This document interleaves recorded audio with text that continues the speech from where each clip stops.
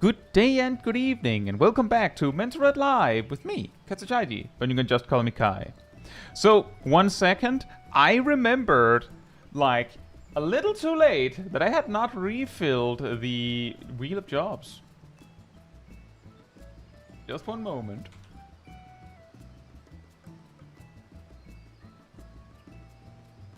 In my defense, YouTube was being weird when I tried to go live. I lost, like, time.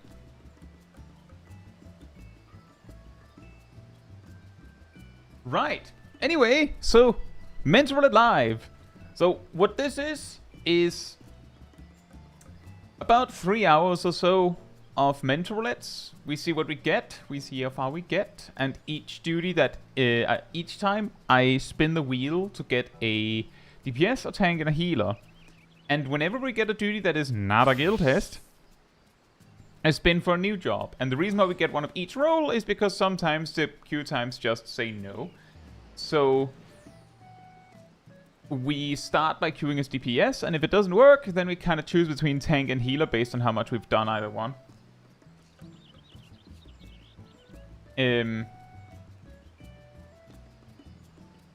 that's basically how it's gonna be. Right. So, hey Kaj, hey Fatman, hey Mistel, hey Fila, hey Aerodel.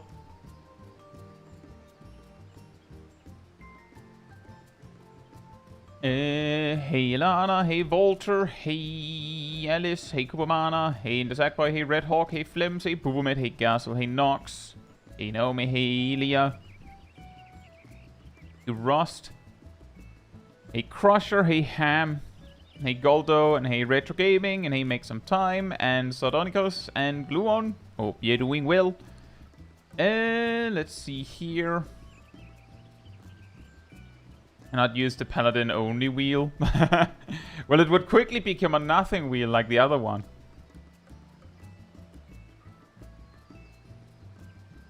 Alice says, what browser do you use? I use Firefox. Is Rainbow Pony still thing still going? I believe it is. Also, thank you for the gifted sub, Rust. Thank you so much. And 170 streak for Ilana.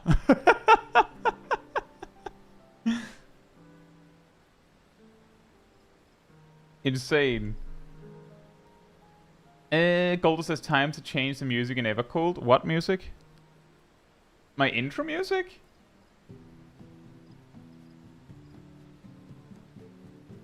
And 100 for Rust, true. Also crazy. The big 100. Missile has the big 7. That's also big. Main quest music and the fates? I mean, they typically change the main quest music and fates and such with each expansion. I believe? Do they not? Oh, right. Fate, active Fate music. I guess they haven't changed that. I don't know. Is that a thing? I haven't noticed.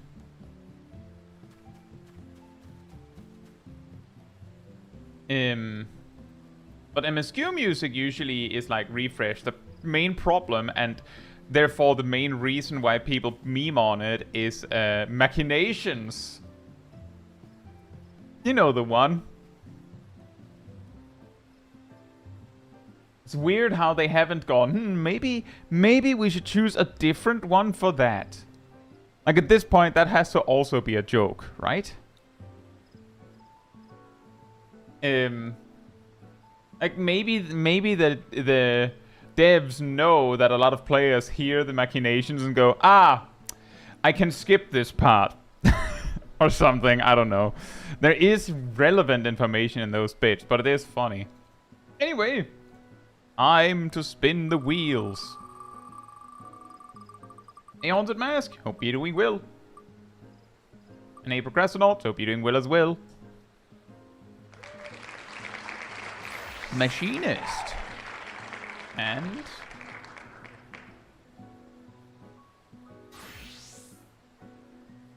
ooh, Gunbreaker. And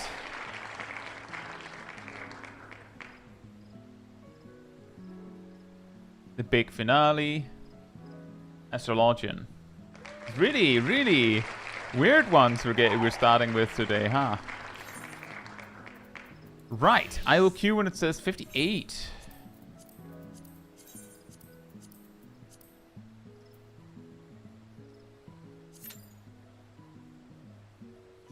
The Void Mug.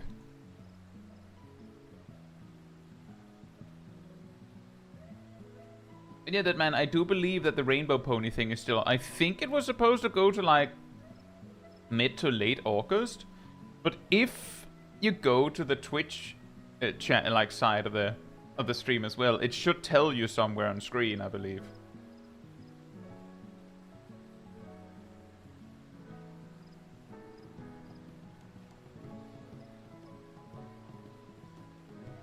And I think it goes from July 28th.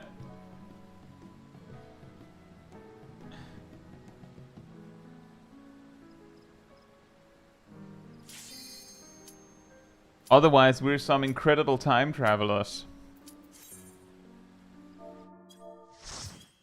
And we have... Dun, dun, dun, dun, dun, dun, dun. Ooh, Stigma Dreamscape. Interesting. Wow. Hey Vince, hope you're doing well.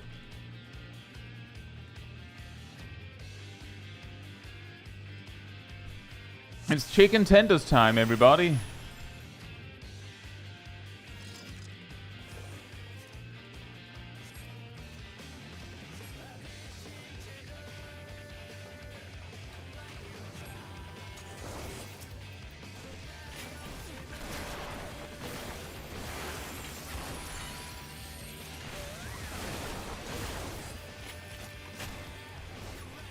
Game. Let me chaos round. Dang it.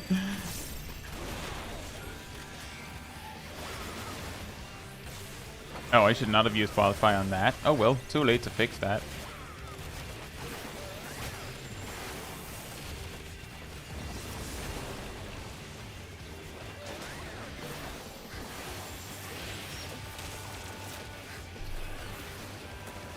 Oh, that's a shame, Procrastinauts. Hey, Classified! Hope you're doing well.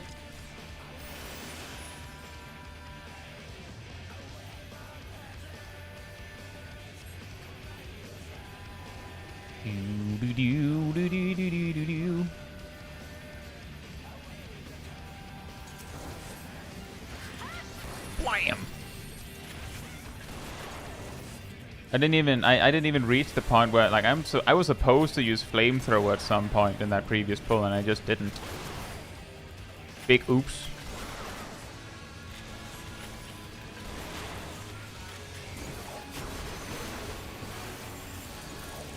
Hey Jeff Matt, hope you're doing well. You've come to hug.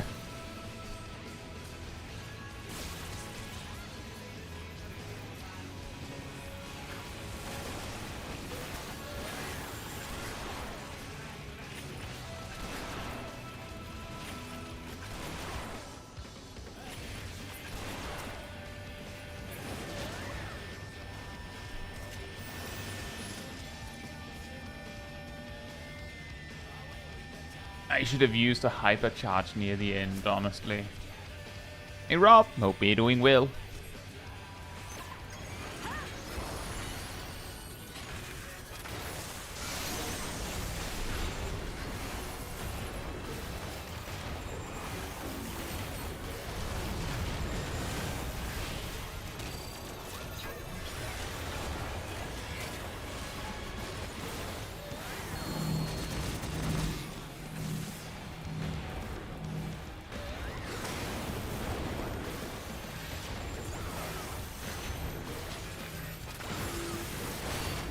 Ugh. Oh, we don't have any raid buffs. Well, in that case, I can just go, Queen, do the thing. Go, fight, win. Hey, Rob Giro, hope you're doing well.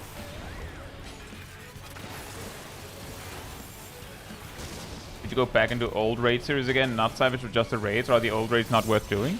Rob Giro, do you know what normal raid roulette is?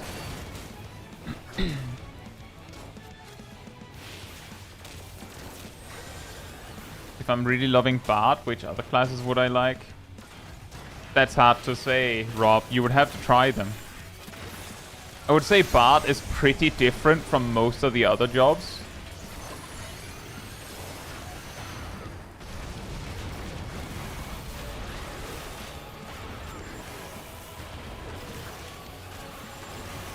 Haven't been able to do raids, TBH. Have you been trying... Like, what raids have you been trying to do, Rob Gero?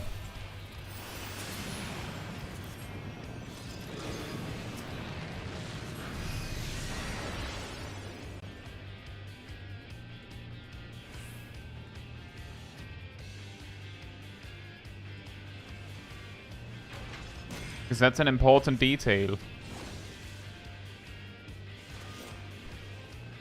I have a pretty solid guess as to what you've been trying to do. Yep, yeah, coils. Yep. Here's the thing, Rob Gero. Coils of Bahamut. I'm pretty sure I said this last stream or a recent stream where you asked something similar. Coils of Bahamut is special. It does not feature as a normal raid. Technically, the Coils of Bahamut is a duty that is somewhere between Savage and Extreme, masquerading as a normal raid. It is not a normal raid. All other raids, like all other raid series other than Coils of Bahamut, if you queue for them, they pop within a reasonable time frame because they aren't daily roulettes. People do them. Alexander, Omega, Eden, Pandemonium, Arcadian. All of them work. But specifically Coils of Bahamut, if you've ever tried to queue for an extreme trial, it's the same thing. It's gonna take a while. And it's gonna be hard.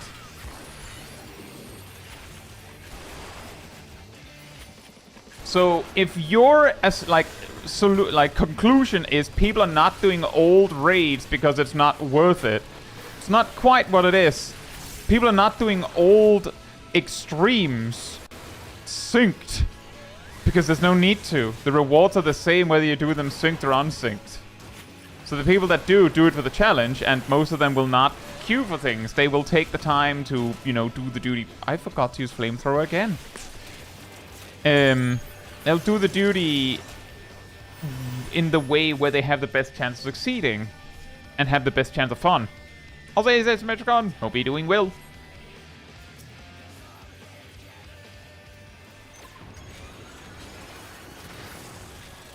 But I'm pretty sure I explained some of this, that Coils of Bahamut is not a normal raid in a recent stream.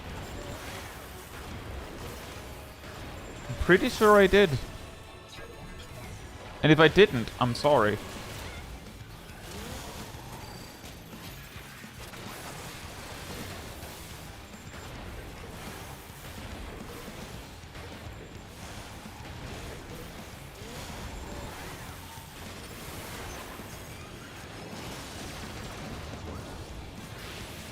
Do people genuinely like to go back into the old raids?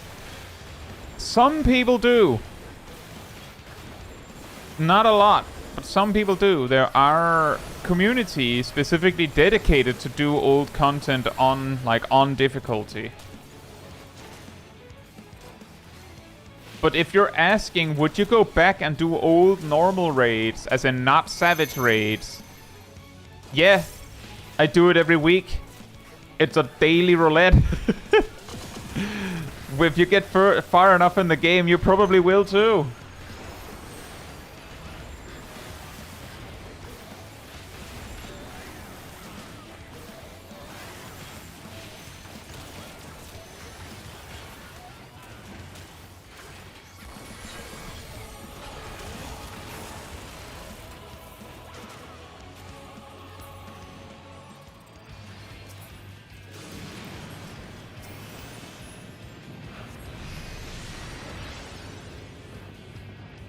Hey Kosari, hope you're doing well.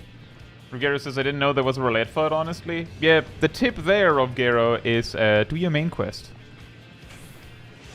Proc more.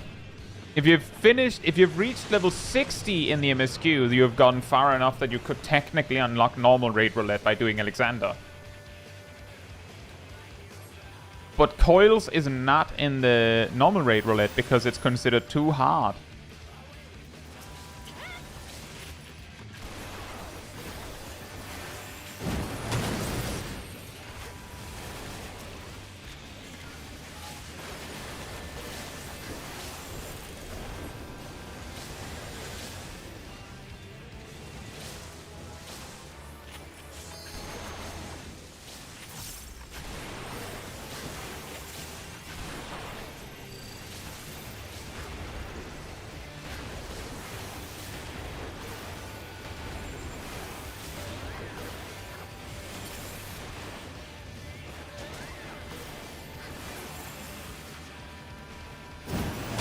Hey Violet, hope you're doing well. But then why does Coils have such good glamour? They knew what they were doing, tangling dragon, rip in player's face. I mean, here's the thing, Rob Gero. If you let me put it like this: if I wanted glamour from Coils of Bahamut, right? Then I would do it unsynced. Which would mean I would go in and one-punch every single mob in there and then just grab their things. Just grab their lunch money. Or I would make use of the fact that there are crafted versions of the exact same gear that you can dye. In fact, I believe there are not one, but two alternative ways to get this gear. I believe one of them is from PvP. So they know that they cooked. You just haven't looked far enough to find where else you can find this gear. Because you got too stuck on, oh, I have to do Coils of Bahamut to get this. No, you don't. My default tank gear is Coils of Bahamut gear. Can free trial players even do unsync content? Yeah. It's a toggle. You just, like, your max level is capped at 80 instead of 100. But yeah, you can.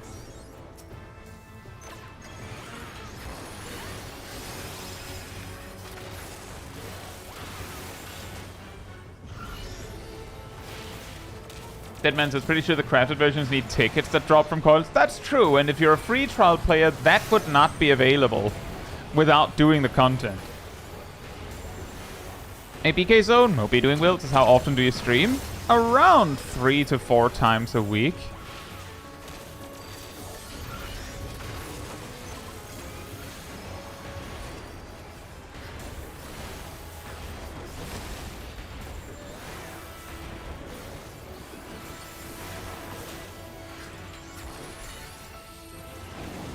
Oh, okay then. If everyone is attacking them, then I guess we'll have to.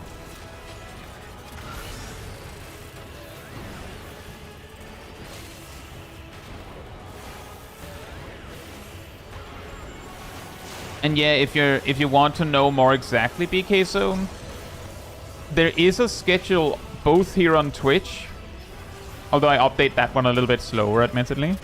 There's also a weekly posted schedule that is always pinned on X and on Blue Sky. And if you like to use Discord, there is a whole Discord server, a whole community server, where there is a schedule room where you can see the newest schedule at any time, and you can even peruse the old schedules to see what happened previously. But around 3 to 4 times a week, typically leading more towards 4. And yes, Violet says, Rob Gero, the reason why Coils of Bahamut is so weird is because it was the first raid, and they were figuring out how they wanted to balance things. Hey, Matsure, hope you're doing well.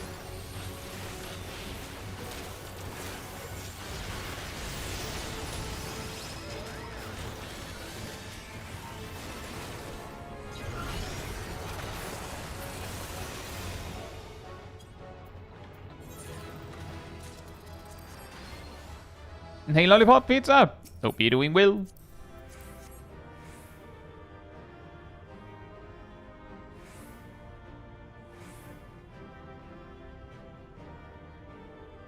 Hey, Bahanta, hope you're doing well.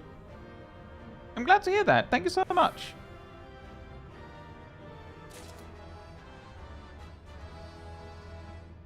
Haunted Masters, I'm getting a huge deja vu. Someone was literally asking these same questions last stream.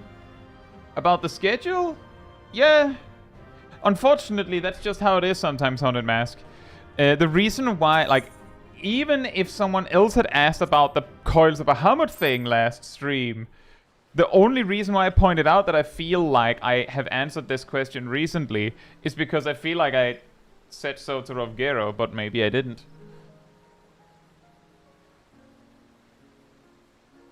Because, unfortunately, people can't hear some sort of echo that says, oh yeah, but the answer was delivered last week. Like, you need to be here, so the questions will be asked a lot. Hey, Jacoby. Hope you're doing well.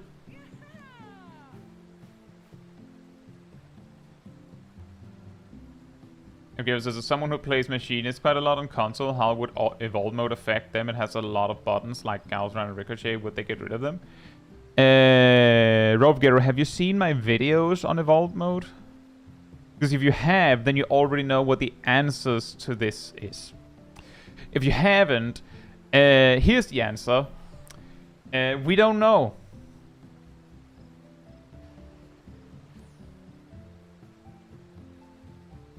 The best you can do is look at how Bart works from the Evolve Mode videos. And then see how Bart works currently and try to interpolate what that could mean for Machinist. But technically, we don't know enough to say. That's also why in the recent Bastion video I put out, I made some comparisons to Paladin, but didn't really compare it anyway to the off-tanks, because we have no information on what an off-tank is.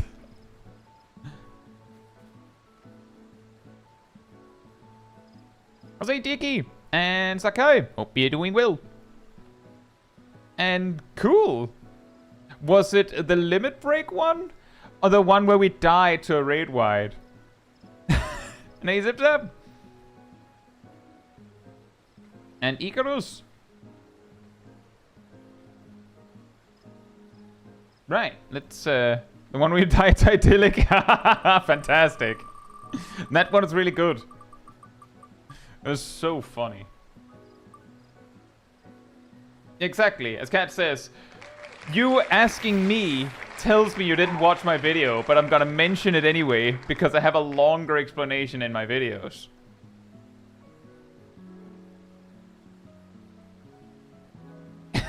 Hey, Weaver! Essentially, Rovgero, if you see what the Evolve Mode jobs we have seen have, you can probably assume that your job of choice will probably jump from whatever you have now to like 2 crossbars. Something like that. That would be my guess. Now, what goes? Good question. I don't have an answer for you. You just have to guess. Alcune, it says 16.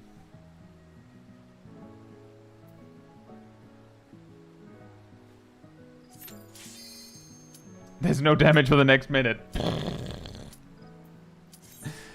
It was so funny. In the moment, I'll just say, it was so funny.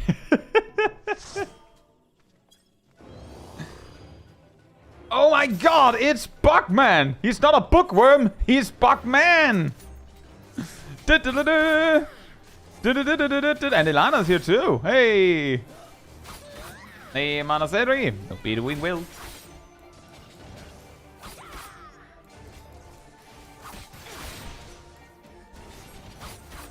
And Dandelion recognizes me, presumably.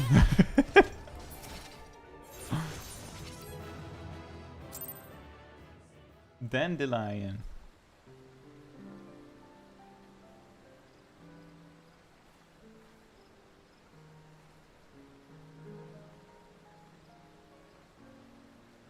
I will queue when it says 39.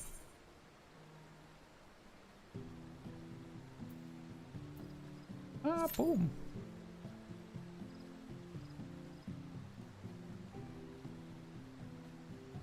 Yeah, the thing with Song. The thing with evolved mode is that we have very little information to know for sure. We know how 4 jobs look roughly.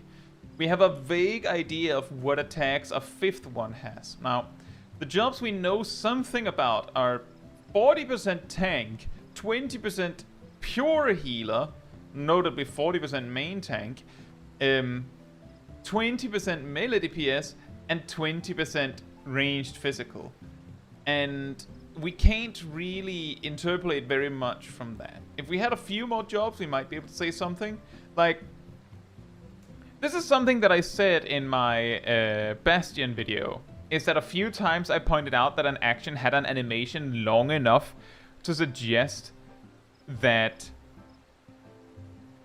it was, that it could be a cast. Which makes very little sense in Dawntrail, but considering that Paladin still has a cast in Evercold, it just, you know, you generally don't use the action as a cast, but they have Holy Spirit and Clemency. That's one thing. Another thing is that Bard gains a cast in Evercold, which means that a job having a cast for the sake of it is, like, just to sell the power of a move could be a thing. I was like, hey, Moist Potato. Oh, maybe we will. Well, I will switch to Gunbreaker. And ba-boom. That's unfortunate, Gluon. I'm pretty sure that I've set the delay to be as short as possible. But yeah, if you have a sub, you can rewind the stream, so you have to make sure to click live if you get like slowed down. Get rid of Fire 4 for Evolve. I don't think that's gonna happen.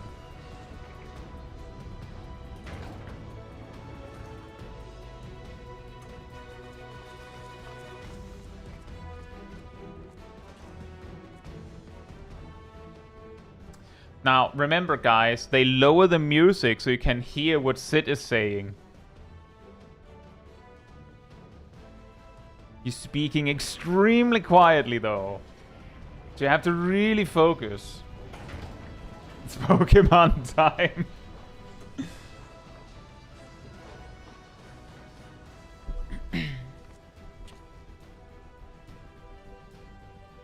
Genshin says Bard's filler is a cast in PvP. Also true.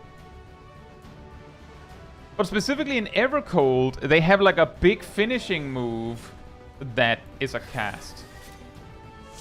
At least for now. Say Andy. What if Astro was a Pokemon? Whatever we would do with Astrologian as a Pokemon, I'm going to go out on a limb here and suggest that they would have they would have Future Sight.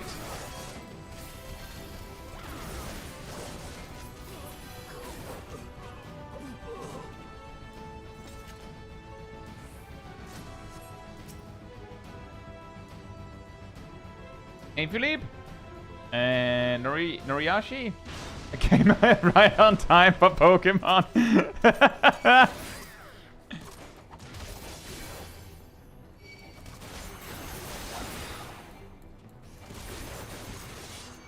I imagine that Astrologian would have Future Sight as a Pokemon.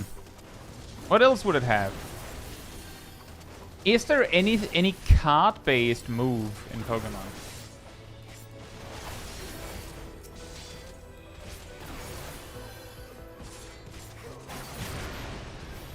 If Astrologian was a Pokemon, it would be a different one every 6 months.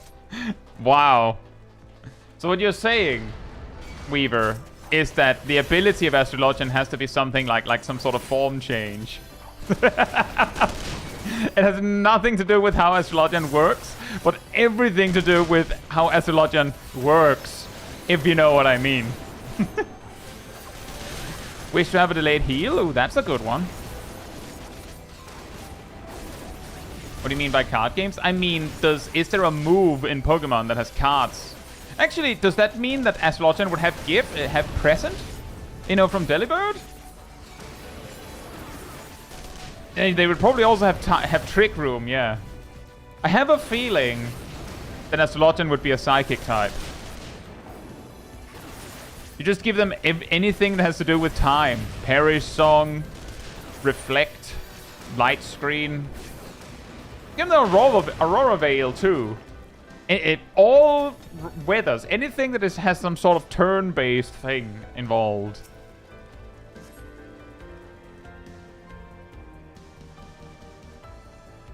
Oh, Trump card. I don't think that's a card-based move in the way that I asked, but I get where you're coming from, Gazel. I don't believe it has anything to do with cards.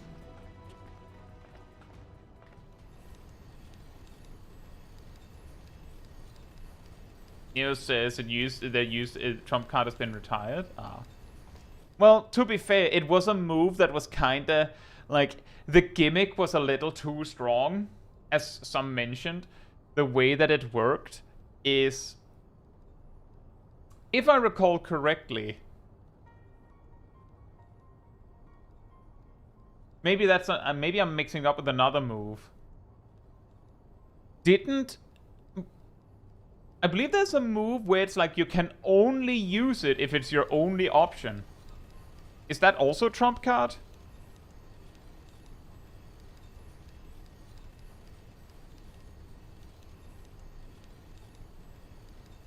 Last resort, thank you. A Trump card, then, was a move that had its power increase with the less PP you had. So you had to basically spend all the way down to get one really big hit. And because of the way that a real Pokemon battle works, that doesn't that doesn't work, right? I'll say tuberculosis, opiate we will.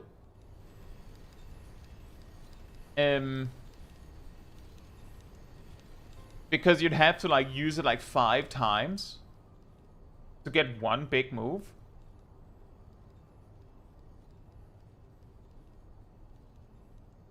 And, well, let's just say, if you have a Pokemon with enough firepower for that hit to do something on the field, basically just dancing and doing nothing for like 2 or 3 turns, just not really killing anything, then the reason why your Pokemon is still alive is because your opponent has gone like brain AFK and you're gonna lose.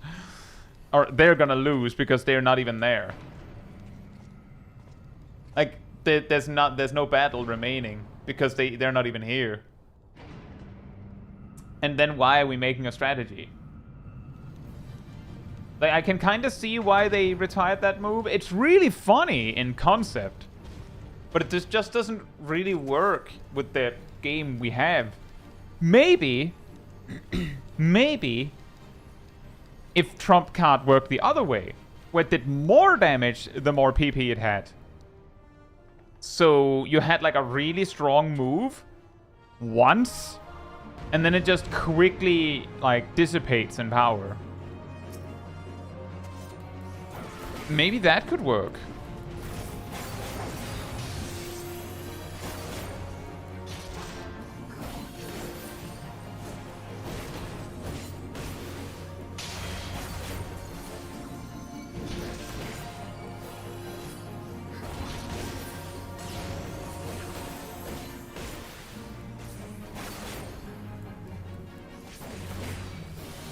I'm gonna tank the hit. Ow.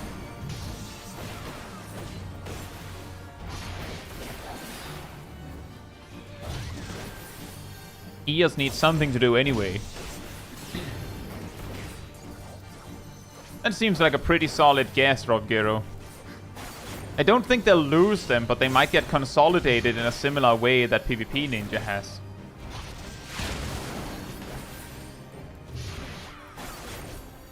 Finally a pressure counter.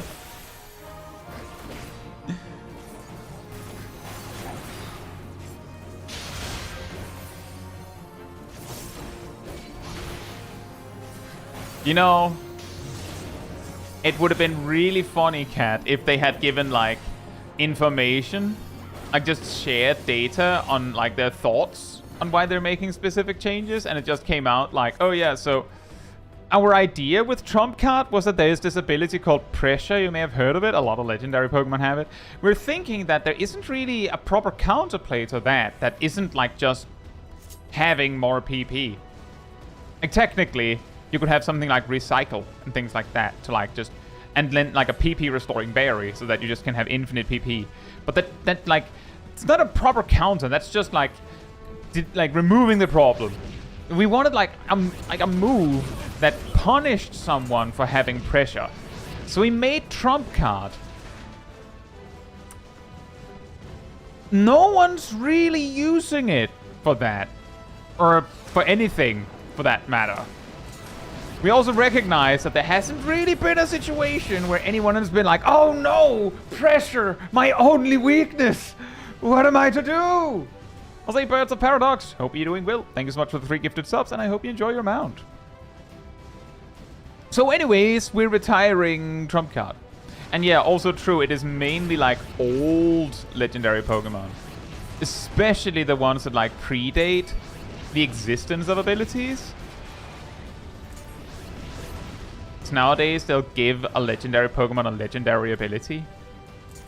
Which makes sense. It's actually like a huge letdown whenever it's like you look up the ability, like a legendary Pokemon. It's like, oh, what ability does it have? Oh, it's just pressure.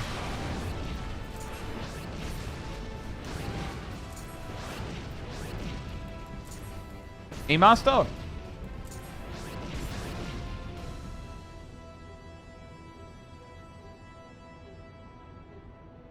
Hopefully, Sackboy. Master says, Ninja losing Mudra sounds like the worst timeline.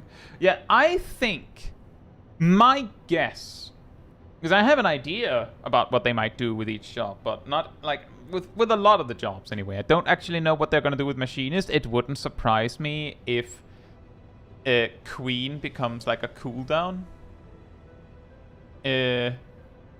Or Hypercharge goes on, like, a timer gauge instead. But based on what I've seen of Bard is too different from Machinist for me to infer very much.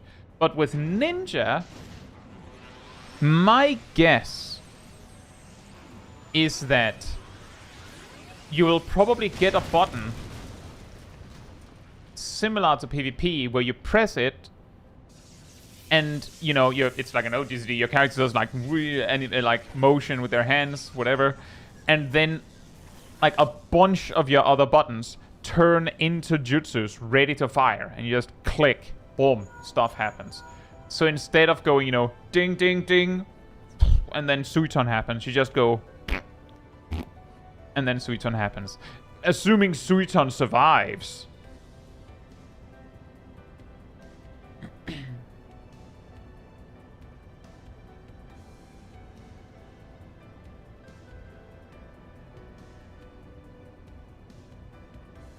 Cards in Magic the Gathering, Y'shtola in particular is one of the most popular cards for Commander, actually second most popular now. That does not surprise me.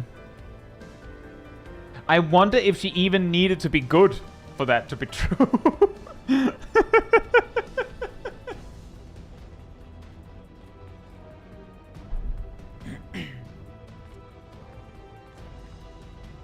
She's very strong? Okay. I stand by that I think she would still have been popular even if she wasn't.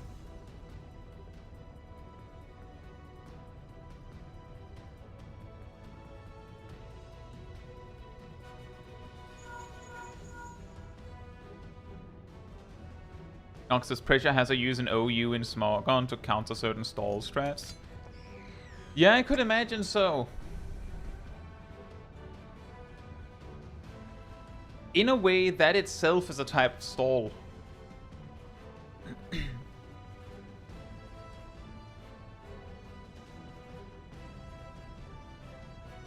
Hezavite says, I think the Ninki gauge actions probably get combined into one, versus right now with the AoE and single target. Yeah, I think, unless they give ninjas jutsus like various uses, they will probably make it so that you, like, as I said, a button to access the jutsus, and then they will only keep the ones that have like some sort of unique usefulness. Like,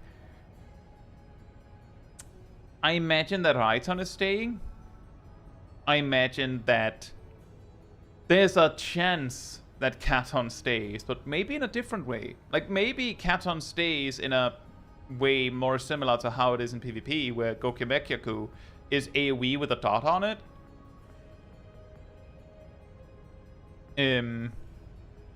I don't think you'd have both Suiton and Huton, but I don't even know if you would have Suiton at all. Unless it does something else. You combine Katon and Raiton? Yeah, probably.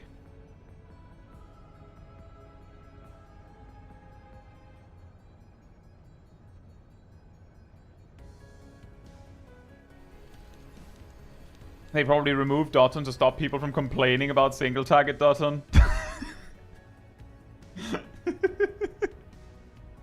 You know, Asymmetricon, you gotta admit, just think about how funny it would be. Just stick with me here for a moment, Asymmetricon. If they removed Doton to get people to stop doing single target Doton, then they rework Katon to be a gain on 2 AoE dot. And you're supposed to use Raiton on single target. So people will do single target Katon instead. You have to admit that would be really funny. Hey, Tandava! Hope you're doing well.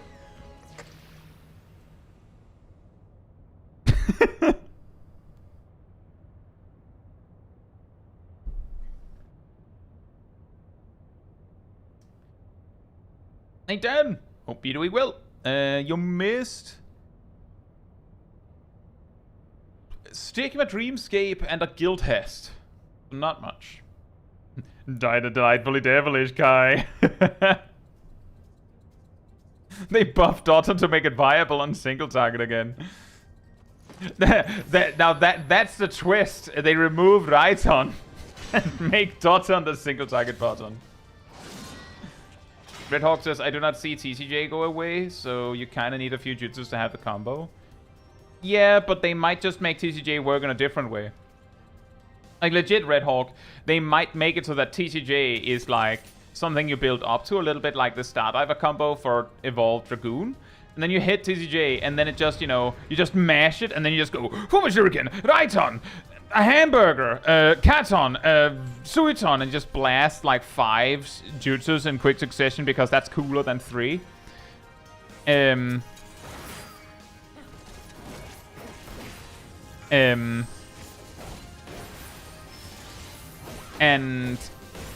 that way they wouldn't need to keep the other things around just for that.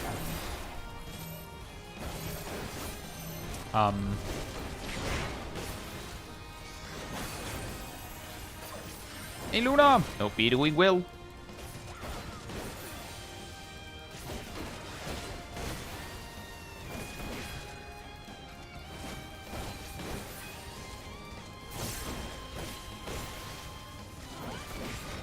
Because that's exactly why I'm like, I don't know. It's because there's a lot of ways that this could go.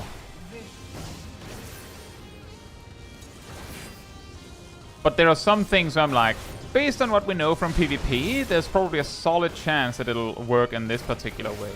There's also some cases where the very cursed suggestion is like, for instance, oh yeah, like if you look at what Black Mage is in PvP, I mean its attack rotation is basically a 1-2-3 combo, in a way.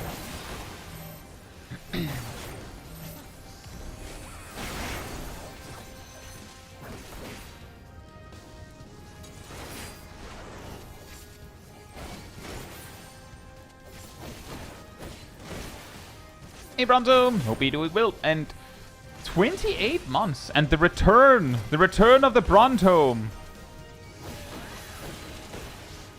28 months. Thank you so much for all of the support, Brontome. A long time.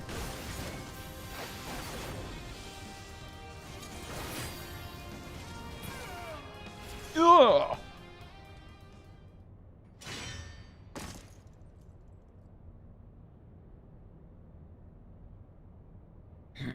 I see, Luna. Are you waiting for Evercold, or are you waiting for something else to resub?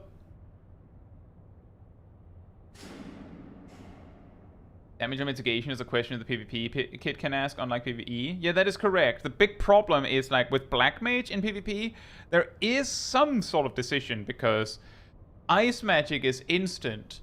Well, Fire Magic has a cast time, but Ice Magic does less damage. So in PvE, it would, like... You could do that, totally, but, like... I'm just saying, just set a clock. Just set, like, a stopwatch, and see how long it takes before someone goes, what's the point of the ice spells? They do less damage. But you could move. You could move while casting them? Yeah, or you could just plan your movement better so you don't have to.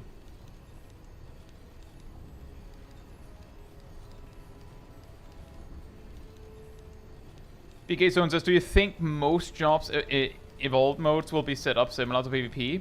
No. No, I don't. And I'm partly based off the fact that the ones we've seen are not similar to PvP. I'm basically saying that there's some inspiration we can take. Like, for instance, Ninja can fit, like, 5 jutsus in that single hotbar that they need to work with in PvP. How? Because it has a button that turns all their other buttons into jutsus. I'll say first, hope you're doing well. Thank you so much for the resub. Says, did you have your weekly Ramu Extreme yet? Not yet, but we've also been stuck in here for like 20 minutes. Look for the lips control panel. It'll be somewhere nearby. Take the lid down, and you should find yourself in the chamber of the ultimate weapon. Crusher says, I have your weekly Ramu Extreme. You took it from me, Crusher? How could you? What am I to do now? Now I'm gonna starve now. I haven't had my Ramu Extreme.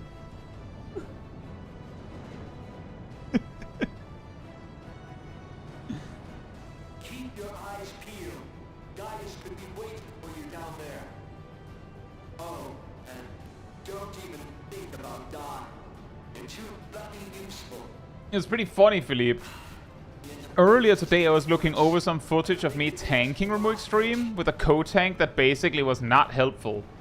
They had, I believe, an ultimate weapon glammed, and they had like currently relevant gear. And like they grabbed orbs and then just didn't provoke when it was their turn.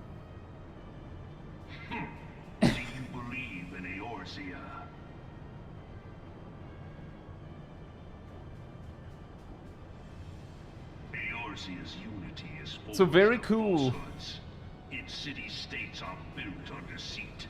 And we still one-pulled it because I was tank, Crusher was healing, and I believe Ilana was DPS. So we basically had a player in every spot to do the thing needed.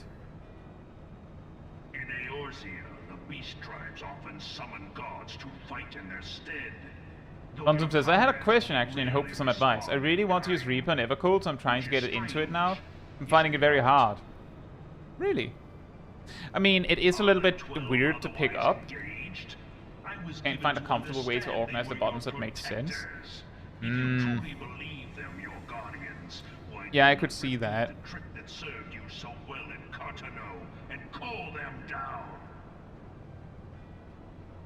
I'm not sure how to advise you on that, Bronto.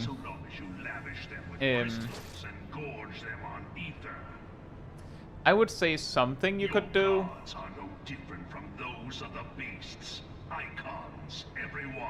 is like it has buttons in like a lot of sets.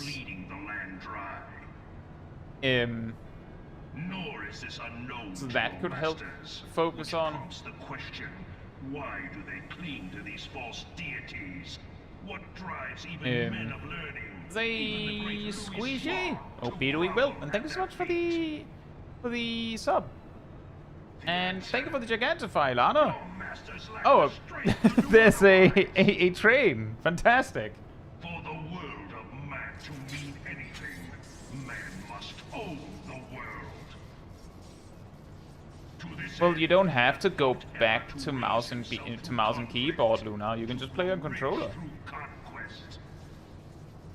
And when the dust of battle settles, But every it is ever single the strong target who ability dictate also has an the fate AoE of ability the as a weak. separate button.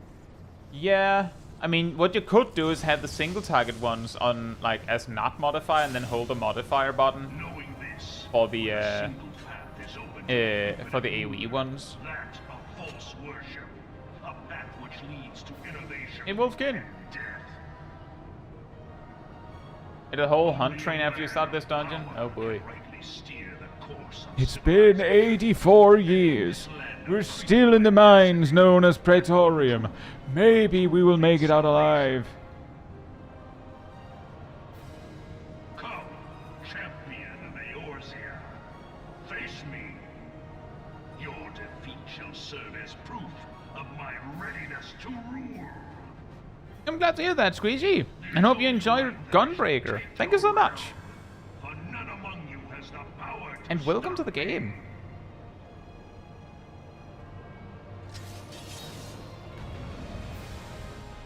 Hey, Jet.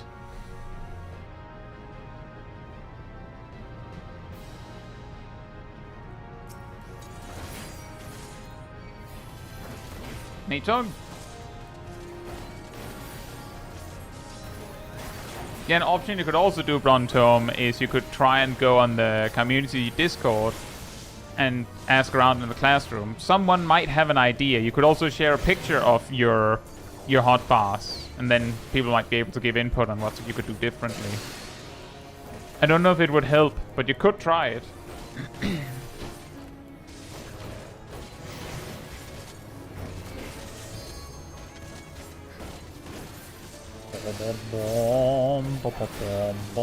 Thank you for the gifted sub, Ilana.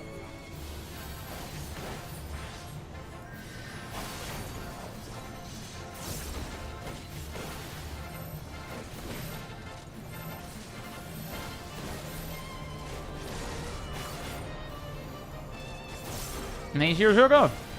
Hope you're doing well.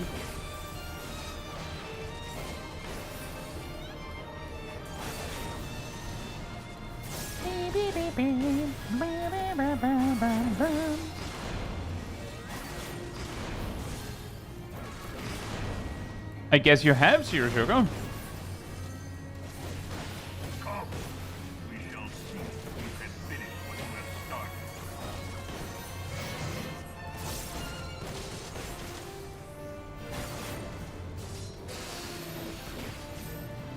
What are you doing, Twitch? Why did you need confirmation from me to let Nox's message of no, it's Sid and Nero through? What?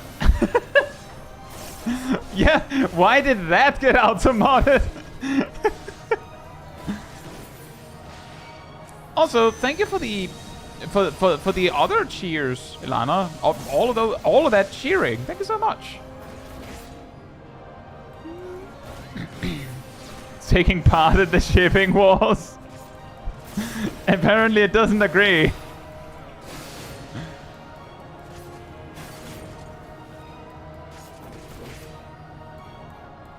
Just another day in the community.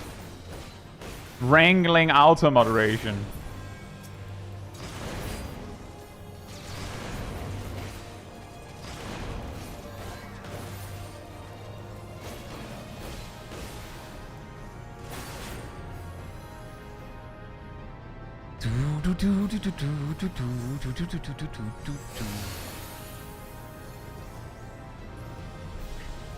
Eorzea is mine by right.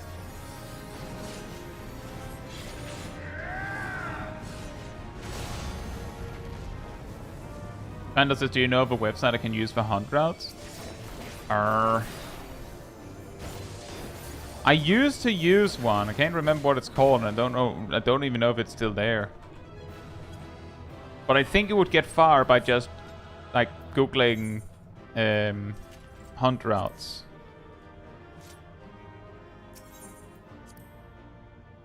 It's not a Discord for hunts. There are multiple. Almost gets tribal at times.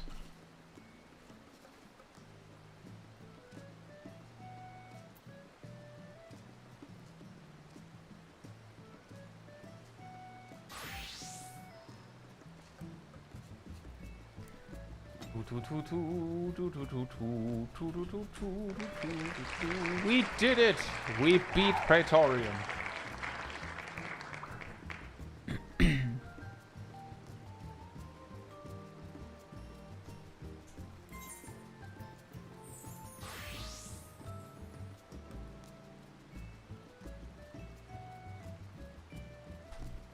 Right. I will be right back and then we do some more. Meep, meep. Meow. In time. Manatee restored.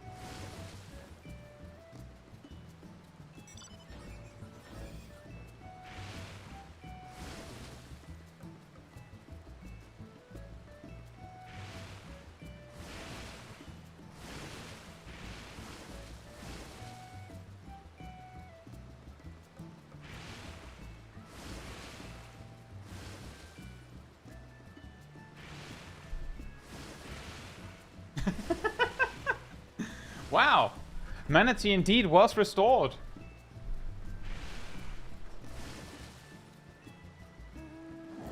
Right, I'm back.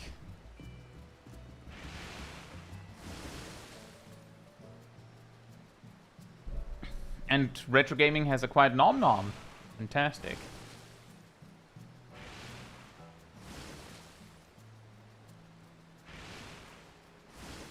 Your Sugar says, what is that mount and how do I get it? That is a Punity, which basically looks like a manatee, right? It's the bigger version of the Soothing Sea Beast here. And you get it as a reward from the, I believe, the Pelu Pelu Allied Society from Dawntrail.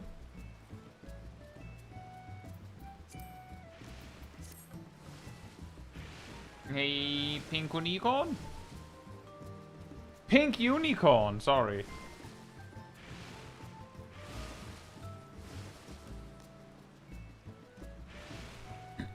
Right, I will queue when it says 26.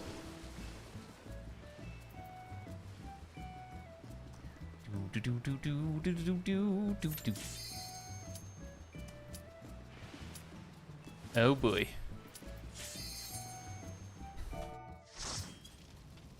You had a feeling.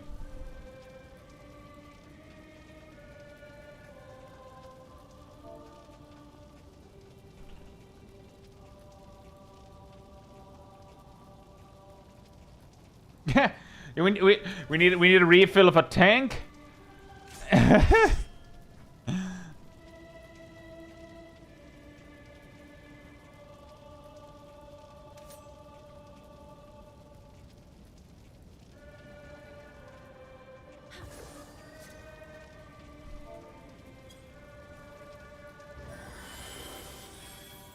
Hey, Brandbird. Hope you're doing well. And make some time. And hell up line. Hit communities, yeah.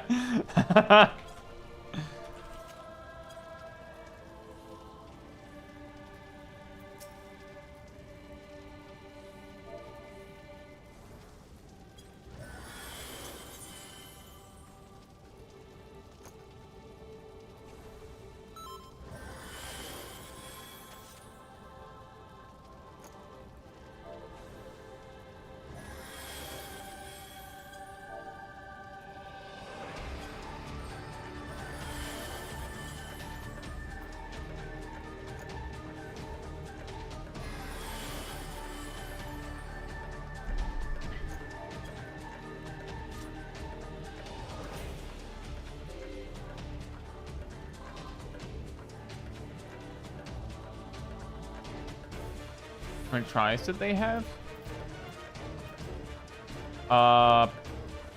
4 at least, apparently, because the echo was 20%.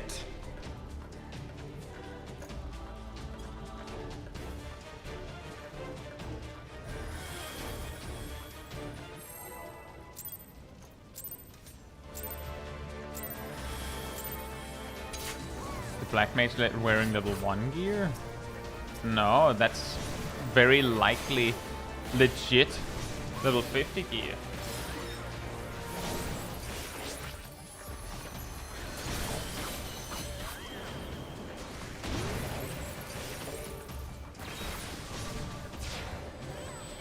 Hey Matthew, 34 months. Hope you're doing well. Thank you so much for the support. For 34 months as part of the Call of the Pink. During the stream to see footage you spam into an extreme? Yeah, it's almost like a blessing, right? You have been blessed by the Manachi. Hey Alice!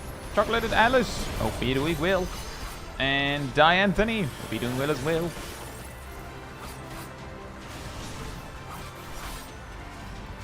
The thing is, if you just have a few people that know what they're doing, then you're fine. In fact, there was this one time somewhat recently where Shaq and I got this one, and basically, reviewing the footage, it basically turned out that the only players that were actually doing the mechanic right was me and Shaq.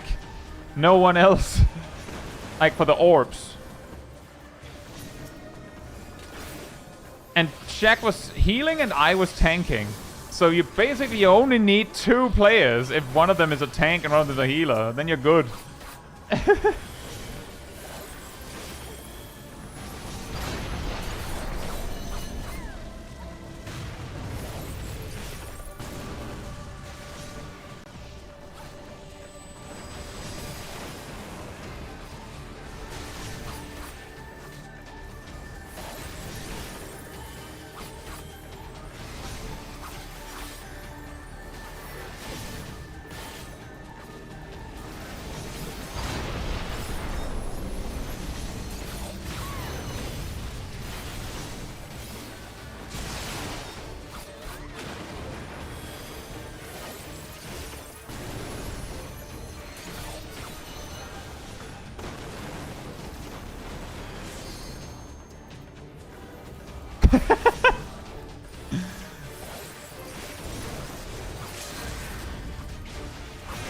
What's the problem, Retro Gaming?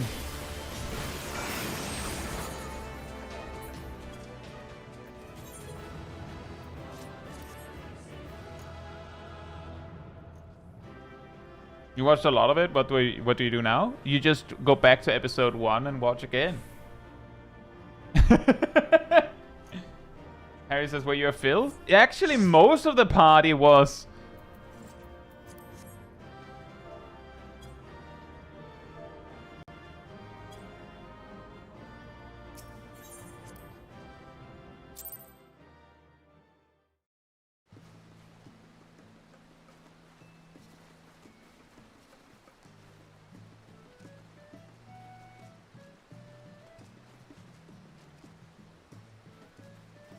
You see, we had Kat, Sev, Ilana.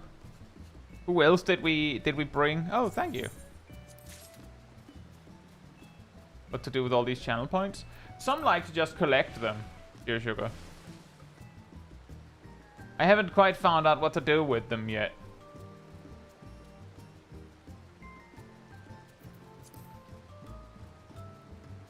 Gel says, go back to episode 1 and realize Kai didn't record his first 13 men's roulette runs. It's something like that.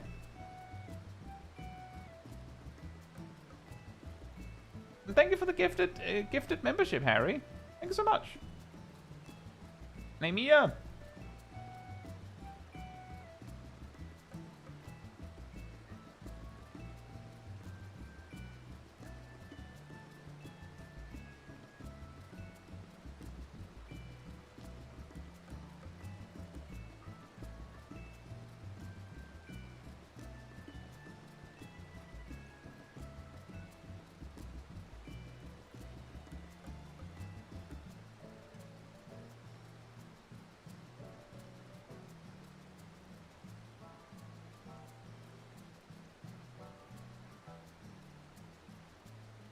As you just convinced Caetsu polls also suggest a good use for 50k points. You know, part of the reason why I don't do things like polls over on the Twitch side is because I would kind of have to also do them over on the YouTube side simultaneously, and it gets really complicated really fast, right? Say, Agent Monica.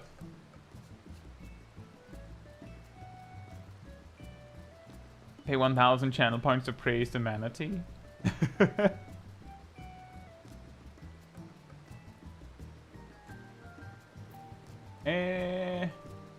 Wheel spin.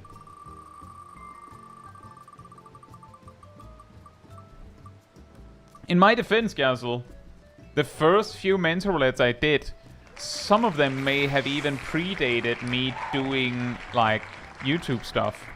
So, I didn't know that anyone would ever care.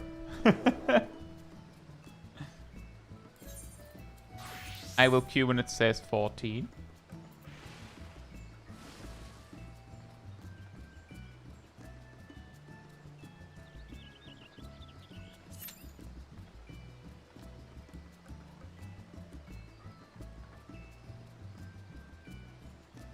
$50k to pick the next job to do for the next to pick a job to do for the next roulette. Well, so far we're doing them randomly, right? There has actually been a point where I was just picking them like of what I felt like, and then someone basically sent a donation as an incentive to play a specific job, and I did. So, but that was when I had the choice.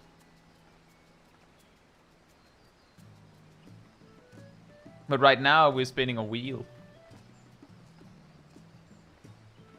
Yeah, you're welcome to send ideas on the Discord.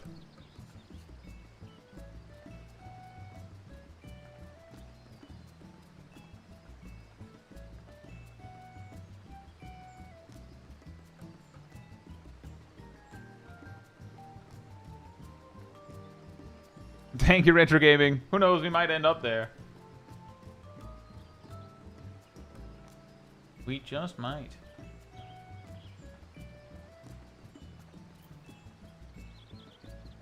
Right, well, let's hop over to Astrologian then.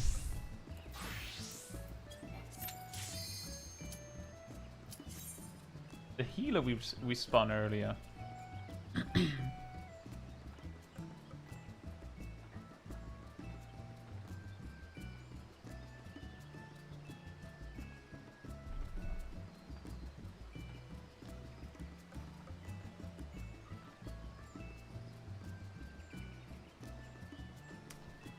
Are we getting a guild test? Are we getting a guild test?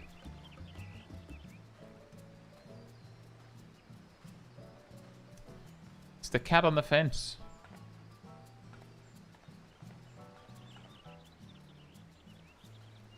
A very nice dress. Dang it.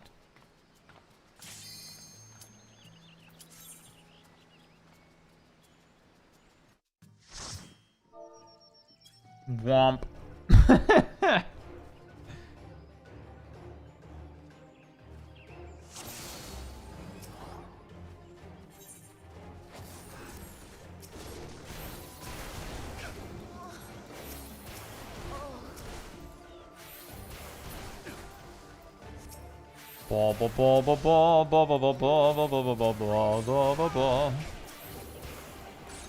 How many heals do you think I'll have to cast?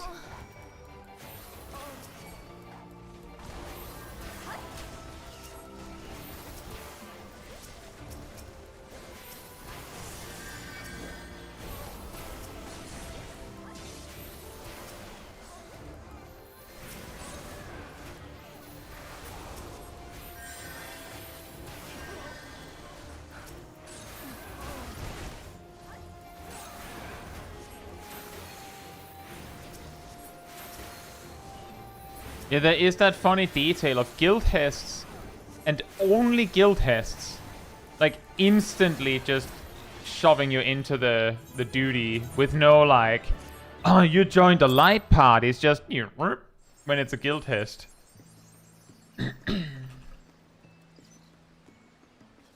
I'll queue when it says 34. I'll go back to Viper, see if we can get it now.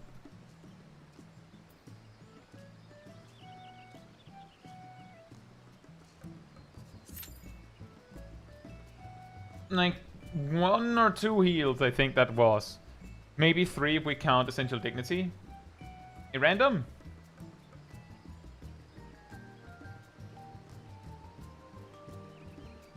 Do you still have a limit break? I believe you do have a limit break in Guild Test. It's just you never built to a point we can do it. How much skill do you get for the Mentor Roulette? The same as many others, but only if you're a tank. DK Zone says, what is your favorite job of each type? I like Paladin. I actually like White Mage a lot nowadays, but I tend to lean towards Sage for harder stuff. Black Mage for the mages. Viper for melees. And I'm sort of bit like I'm kind of torn on the ranged physicals because I really like Bard visually. Not very good at it. And I like Machinist mechanically, but I'm not very good at it. So I tend to end up playing Dancer.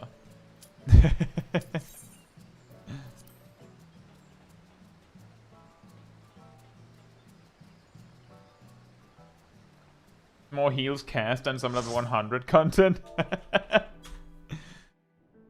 Ooh.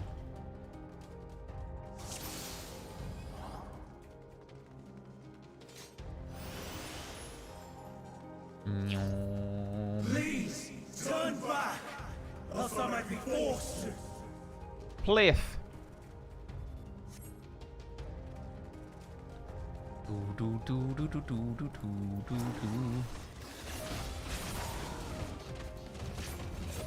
Oh right, this is like the mega weird level range where you have Serpent's Ire, but no reawaken.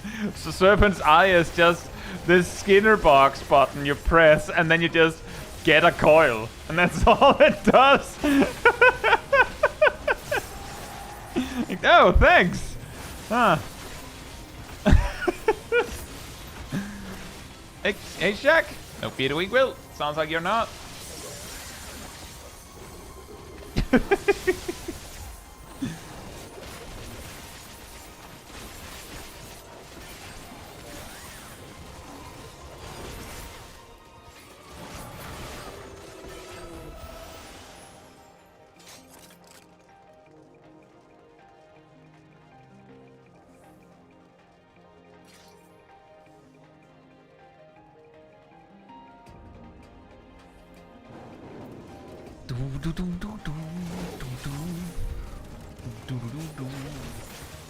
Vipers Rizzabata. Yep. Hey, out the cheesecake. Albeit we will too.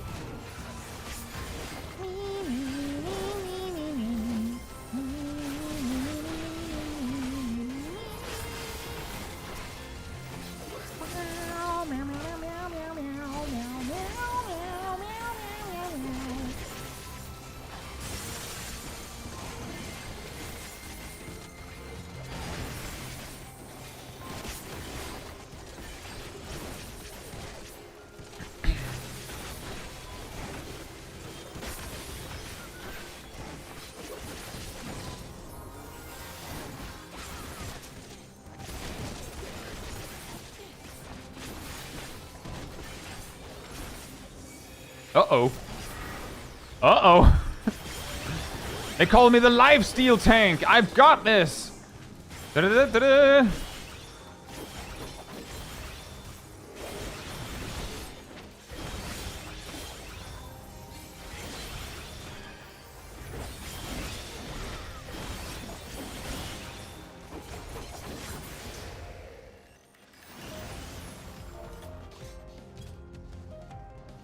Yeah, I forgot about arm's length. I should have used that. Oops. I was trying to make my cooldowns last. Yeah, that's what was happening.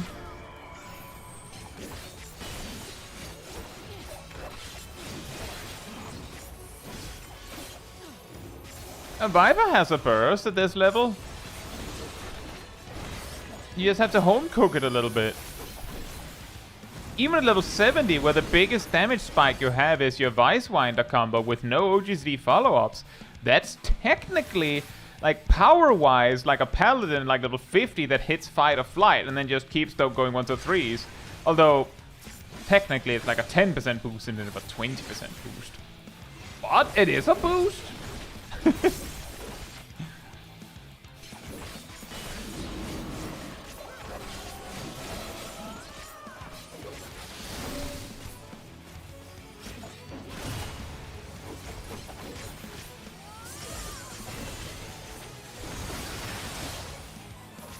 And then again, sometimes the jobs at lower, like the jobs that straight up don't have a burst at lower levels can be scary in their own right.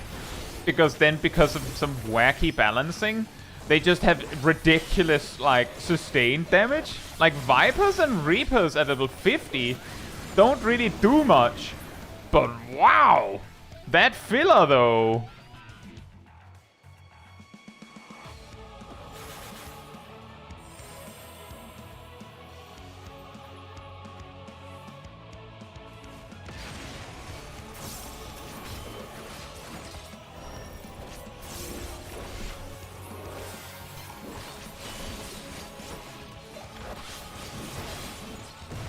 The tank said right at the outset that they were rusty, so it was likely the tank died due to bad mitigation.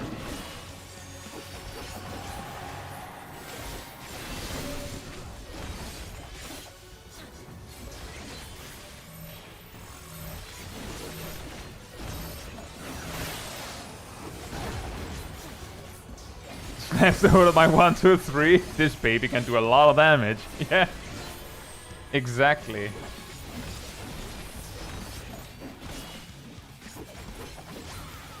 I think there's something mildly funny about low-level Reaper and Viper. Especially Viper. Like, there's these weird level ranges where, like, you only have one of your step 2s, or you only have one step 2 for your AoE and things like that. It's a little funky to optimize that, just for the sake of it. Enjoy the simplicity. What? How? Why me? The tank was closer. Come on, game. What? Why? What is this lizard hate? You're snakes! Are we not basically on the same team here? I guess we're not, but hey! More on the same team than the bunny, surely.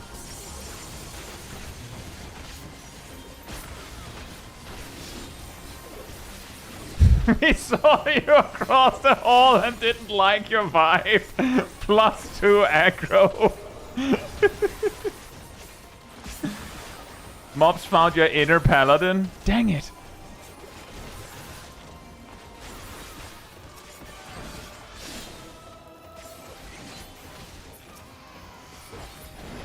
Snakes and vipers are mortal enemies.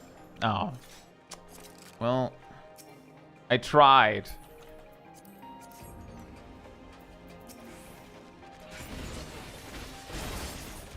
And then again, given the situation we are in, it's a possibility that some or all of us involved are immortal, and then are we... does it matter that we're mortal enemies when we're immortal? Huh? No? Okay.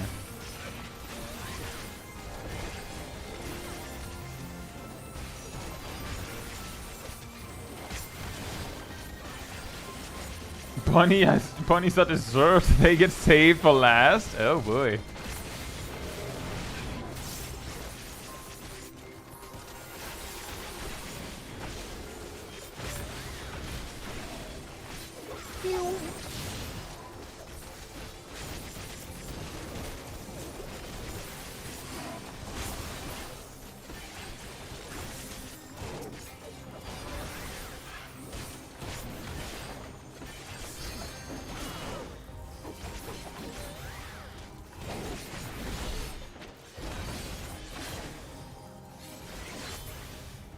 We did it! We killed them!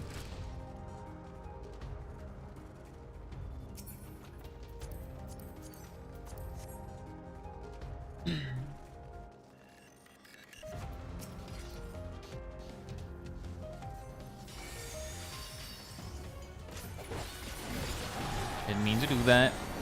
But I wasn't, admittedly, a little bit surprised that I didn't manage to pull by accident sooner.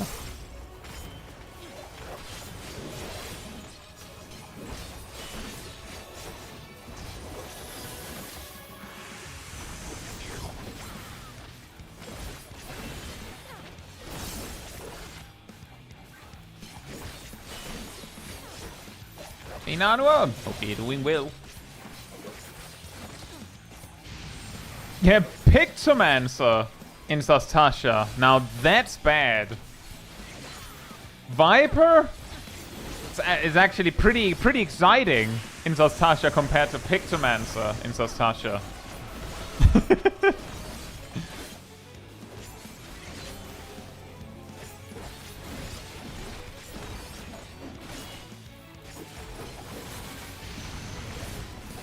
Crusher says, we failed our Ramuik stream because you were not there. Oh. Did you time out?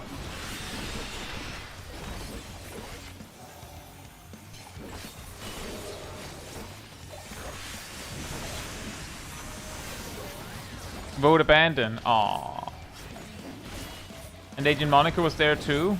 Ah, well, you tried your best. There's only so much you can do sometimes. At least you try to work together with the people you know.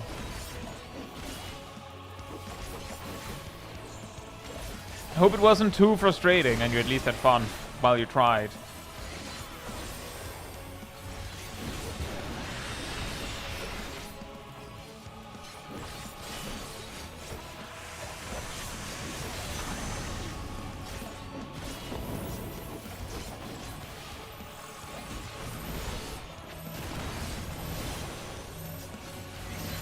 Bitmaster says, what was the thought process of the ancient who decided to make a three-headed snake?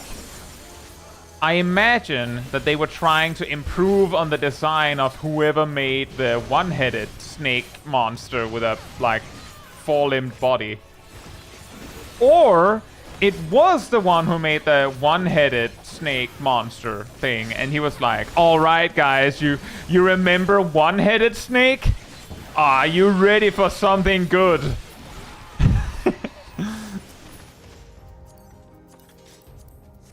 But he didn't have any new ideas, so he just went, how about three heads?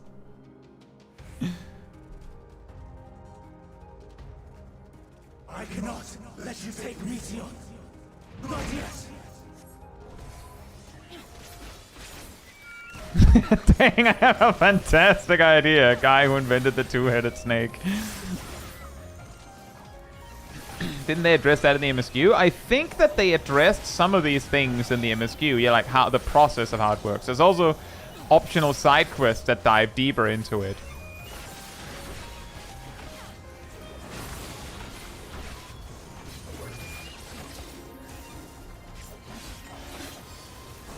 Says, well, at least it cured my tanking trauma. The last time I tanked Ramu, I swear the orb spawned on me, and so my buff management was horrible. Yeah, that can happen. That 100% that can happen. The orbs can straight up just spawn on you sometimes. It's really annoying. And then you're just like, well, I was supposed to tank switch, but I think that actually happened on a recent stream where I was tanking. That I had everything under control, and then I got like an unexpected orb, and I tried to like coordinate with the other tank who was a Sprout. And they did not have the reaction speed to do that. So we kind of had to like just deal with it.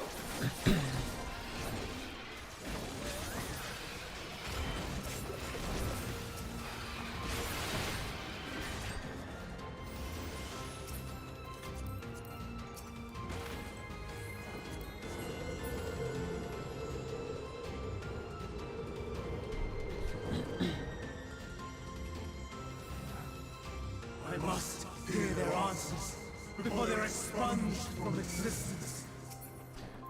I don't know how you do it, Tank. At this point, it's mildly impressive.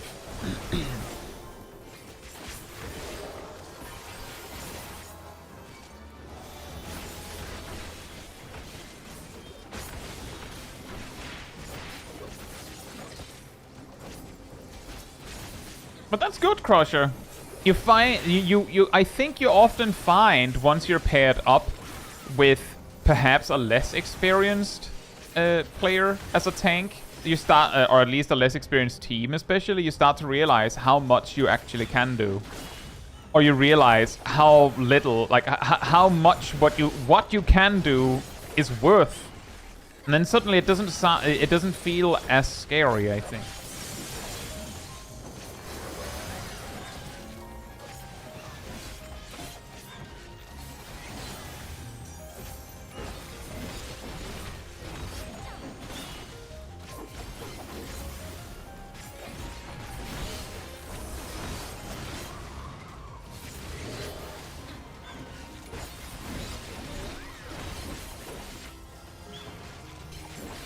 What's an Uso Uso, Yasuo?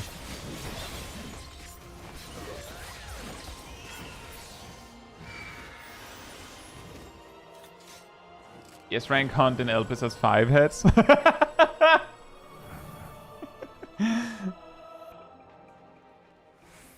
Right. I will have the time. So our hero with the snake heads did in fact move past the 3 heads and went, okay, well, I need a new idea. What to do. And didn't come up with anything new. Ancient brand, unleash your power. Echo Dance! Obito Wilts has the mental roulette gone on uneventfully. We actually joined a 7-minute replacement in Ultimate Weapon Extreme, where we joined a party that was like actively falling apart, I think. Or at least they lost like half the party, and they had wiped like 4 times, and I know that because we had 20% echo, which means that they had like gotten 3 solid tries and wiped each time. And then like their tanks left, and then I think a DPS or 2 left. And then we just came in, filled the DPS slots, and filled the tank slots, and cleared it first try for them from that point. So, the community rescue strikes again.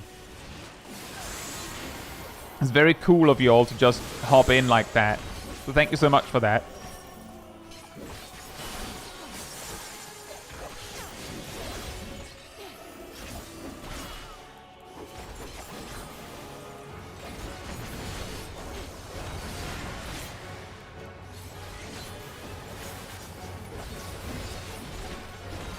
Hermes invokes an ancient brand, despite already being placed in the past. So it's an even ancienter brand. Oh yeah!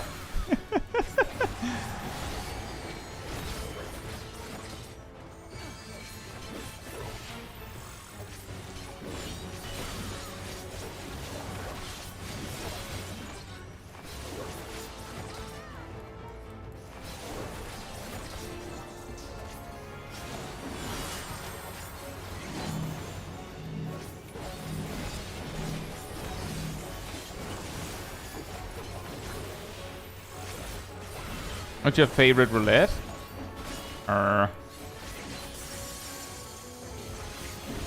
None in particular? I don't know. Dancing wind, here's my foe.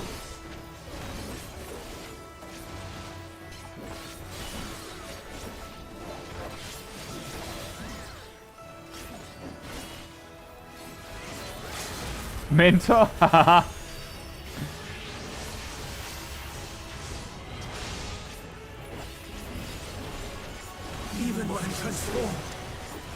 I usually pick the roulettes I do based on what I need. Not so much about, oh, I really want to do that one. Like, if I specifically skip over roulettes and just do trials and normal raids, it's usually because I just want to do some quick duties.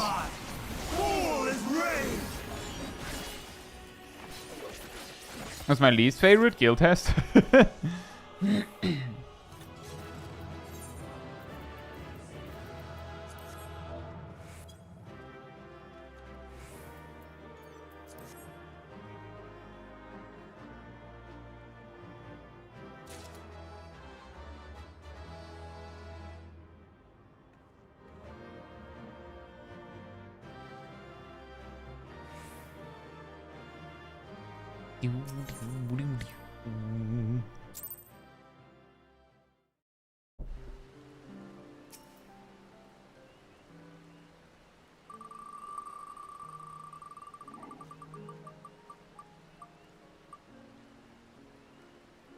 But yeah, oh, Monk.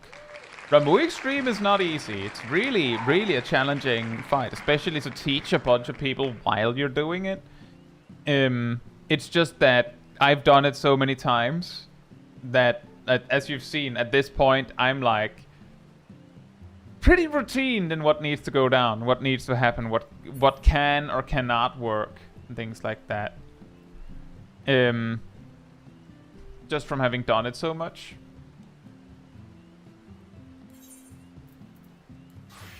LQ when it says 50. Even more so if the Hatter group doesn't speak English. Oh, yeah. Elsa says, personally, I find Ramu is easier in Leviathan. Yeah, maybe. Sometimes. I kind of feel like it depends on where the problem is. Ramu is really problematic if your tanks don't know what to do. Leviathan is almost impossible if your healers don't know what to do. Which of the old extreme trials are you the least confident in?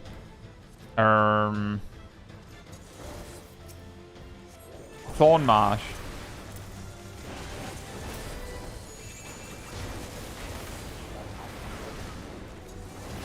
Good King Mugglemog, good King Mog.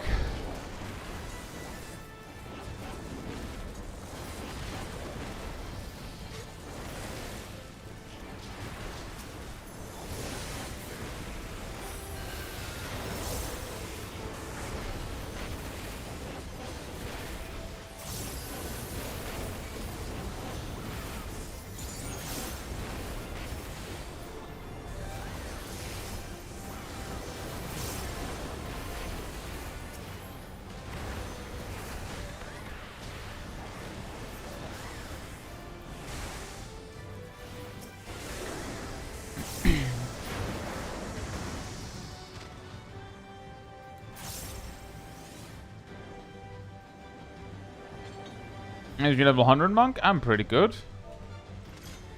Think the healer knows me.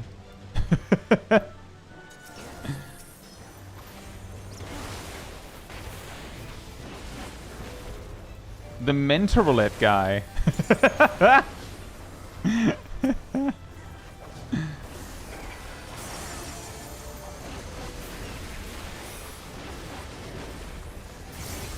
Hey, Red. Hope you're doing well.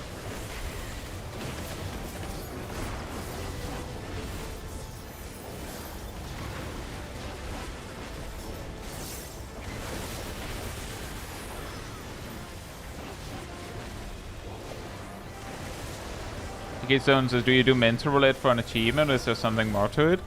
It's an achievement that gives a mount.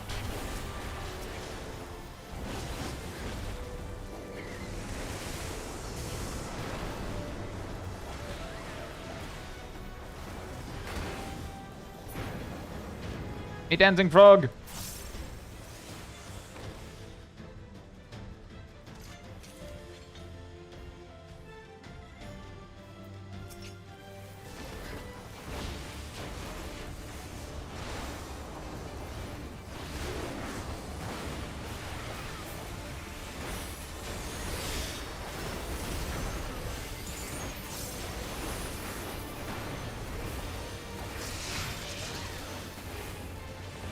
Ooh, let's see.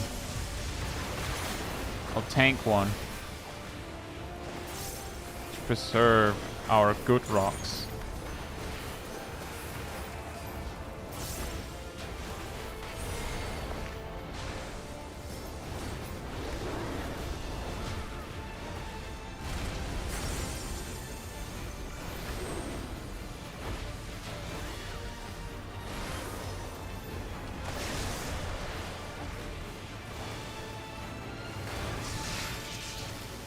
But yeah, I'm sure that there are plenty of harder extremes. It's just that, like, When people ask me what the hardest one I've done in Mental Roulette is, you know, what the hardest one that I've actually seen, right?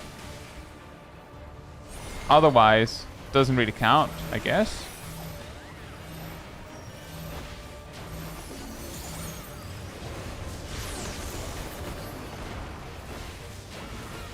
Oop, Petri Breath.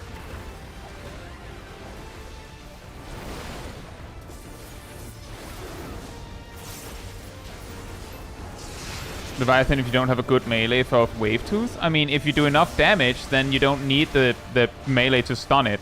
And if you have a tank that goes over and helps, as they should, then you don't need a melee to do it. It would actually be better if the tank does it, because longer duration on their stun. So... actually, genuinely, the hardest part about Leviathan is entirely down to how good are your healers. Because if your healers are really good, they can heal through most of it, and if your healers are really bad, they're probably not attacking, and if they're not attacking, they're not helping with the Wave Tooth, and if they're not helping with the Wave Tooth, it takes longer.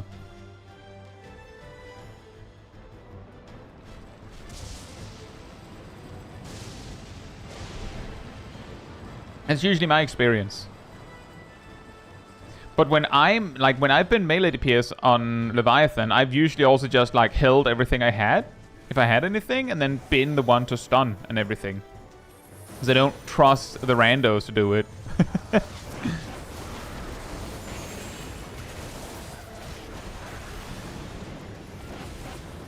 Up to Byakko? I mean, I guess... I haven't seen those yet. That is the only problem for me. But I could imagine that'd be possible. Just based on how Byakko felt in Unreal.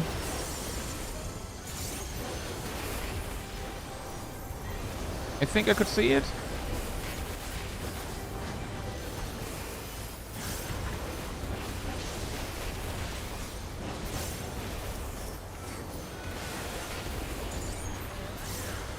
No more games.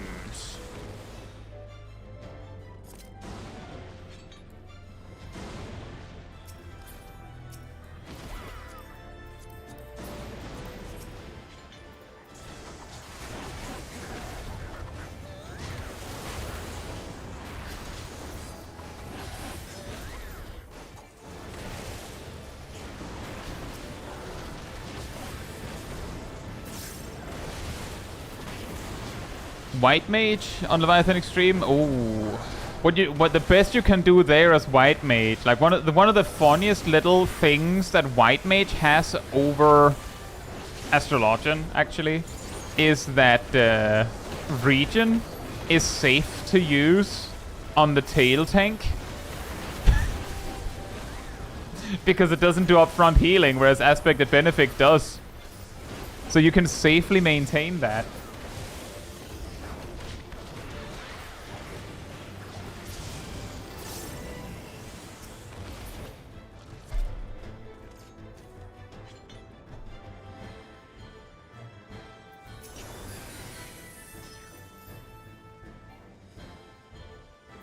Yeah, Cardia also works for that. In fact, when we did the Extreme Countdown, the lowest player count we got down to was 2 healers and a tank, and that was just double Sage.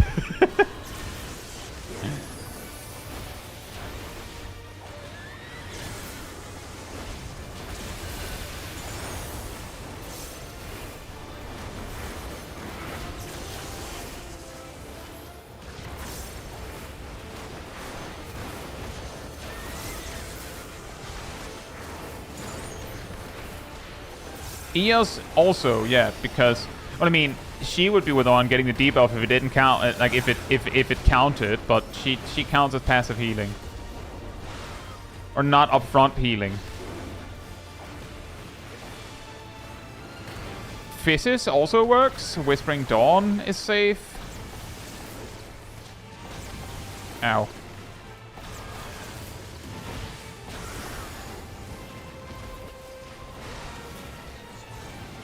Astrologian's Evo is safe.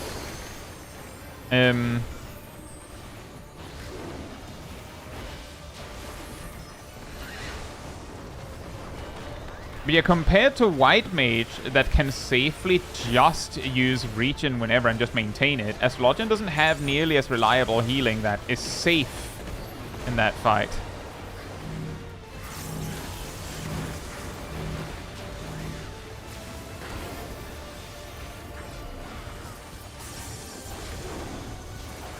Remember to greet in a small safe spot on the final boss. See, I'll see what I can do, Nox.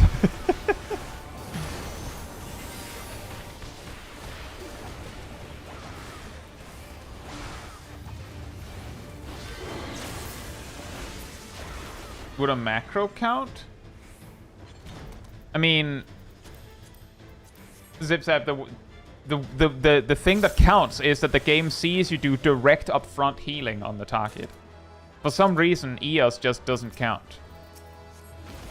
Presumably because they didn't want to deal with the concept of, well, what does it do for the pet if the pet gets the debuff?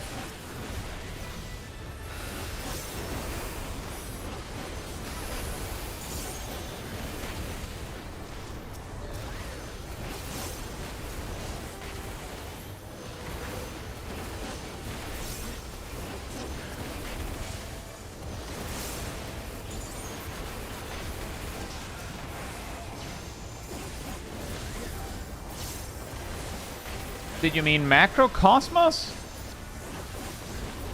Does Macrocosmos do healing initially when it is cast? I don't believe it does. It might count, it might not. I'm not entirely sure. I don't think that there's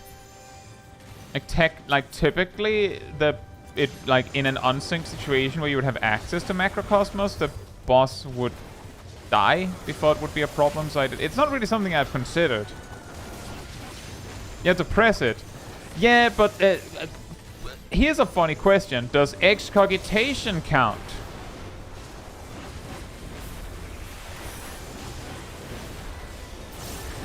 Do you think excogitation counts? Everybody. Does... Hypothetically, if you were put in a situation where you somehow was playing Scholar and you were level 62 and had access to excogitation, would that activate the debuff from Leviathan's Tail? Now, the information you need is healing over time does not count.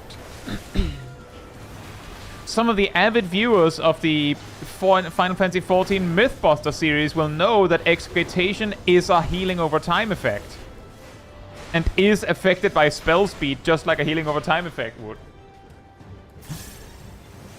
But it is, you know, a big burst of healing that happens, like, conditionally. So I don't know.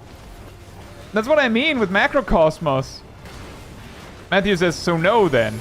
And I would guess no.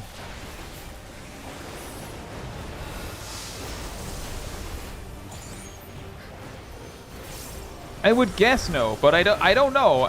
Those are, like, the edge cases where you basically have to test it, I think.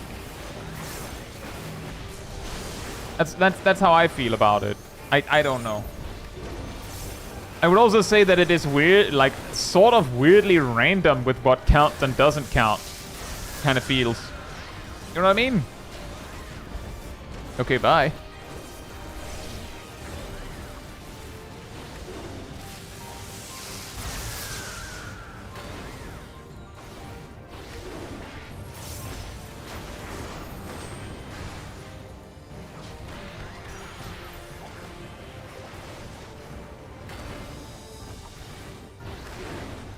Macro is not direct healing.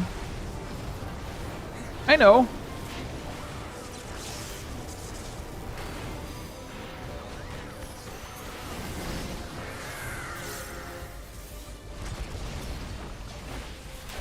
I'm saying that macro is like in those weird edge case spots that I feel like excogitation is also in. Which is why I'm not sure. More off damage than heal. No, Harry, that's not what this is about. That's not what defines it. The moment the healing number appears from Macrocosmos, the game doesn't care how it came up with the number. It's healing. It's not spell healing anymore, I'm pretty sure. Even though Macrocosmos is actually a spell.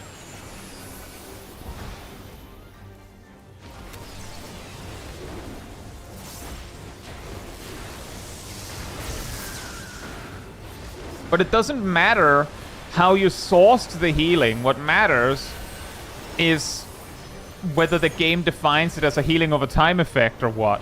Which I know is ridiculous, but yes, the game considers things like Heart of Corundum healing over time effect. Technically. It's just that the healing over time is one single tick. And for some reason, Leviathan only punishes you for hitting with healing that heals up front when you click the button. So I'm guessing that the answer would be no to counting, because it heals at a different time than when you cast it, right? That's the kind of confusion that I sometimes deal with Mythbusters. And then sometimes I find out that no, it doesn't actually work the way you'd think. It's really weird. Anyway, I'm just sort of talking in circles because I'm spending too much brain power on playing Monk.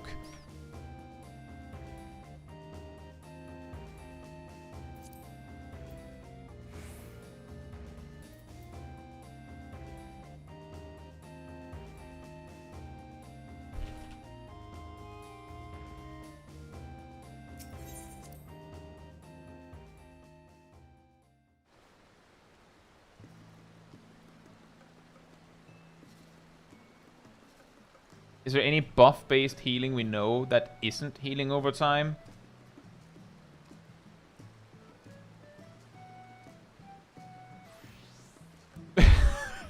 That's also a good question. A very good question. I don't know.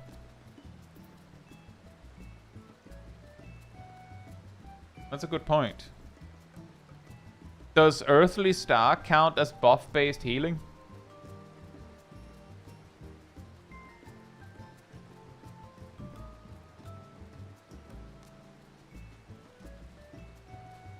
Summon a Phoenix thingy? That's healing over time. Ryan says, any comments on the theory that the better your glam, the better your heals? I mean, the theory that glam increases your power is true. It's just like how listening to good music makes you do more damage as well. It's not because it literally, like... We can joke all we want that it literally makes you more powerful. The way that it works is that, you know, you feel the power and then you, like, push it harder and then you somehow do more damage. If you're already doing maximum damage, then you can't do anything. Is Bloodwedding healing over time? I believe it is. But... you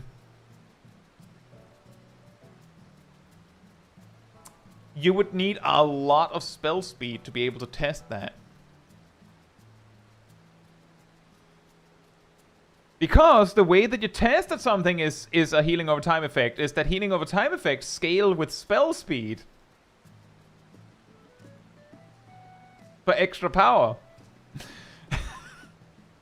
Cool, right?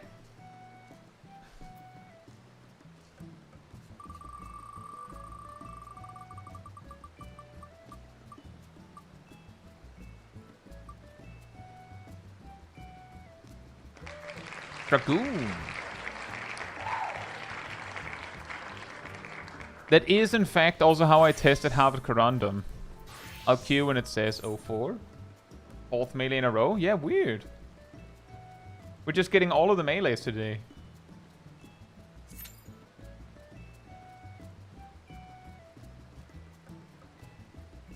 Reaper and Black Mage being blue in the wheel confused me for a second. I mean... It just rotates the colors. The green, yellow, red, blue, green, yellow, red, blue. So when they get removed, they change colors. I think I can customize it, but as the names get removed, it gets weird again. The classic green red mage. Everyone knows. What color is your red mage, everybody? Mine is pink.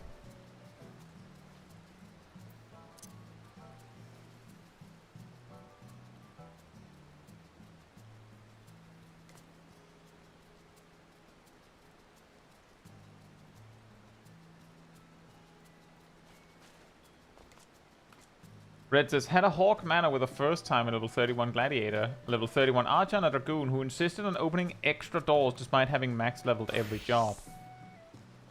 Did the first timer want to open every door? Or was it like a Dragoon just insisting that you had to explore the whole thing? Say dogs. And Teen Lee, you get any interesting duties? I think the most interesting duty I got was Ultimate Weapon Extreme, where we like replaced half of the party because people had been leaving, and then we came in to replace. However, I think the most interesting duty was one that we didn't even get to see because Crusher and Agent Monica was trying really hard on Ramu Extreme.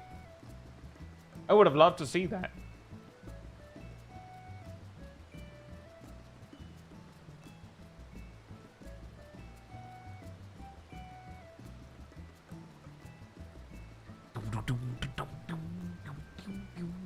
Well, backtrash login.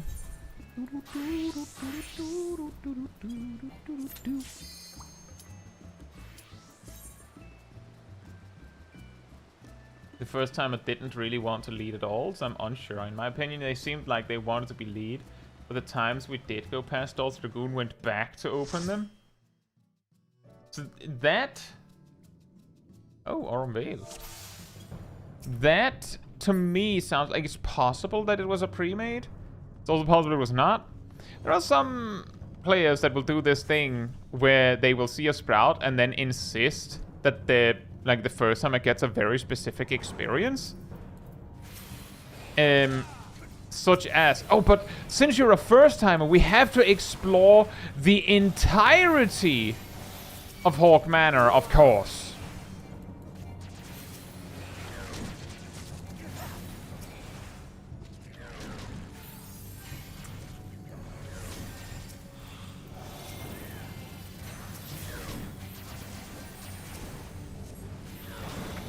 Brother!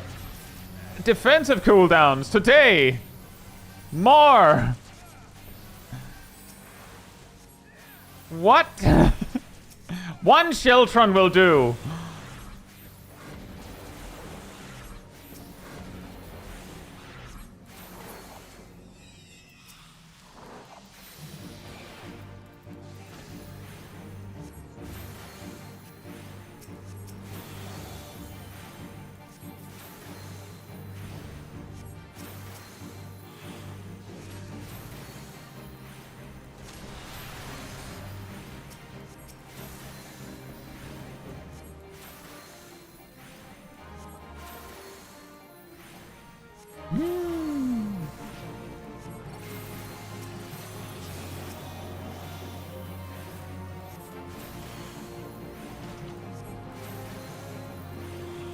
What does Sentinel Rampart really do anyway?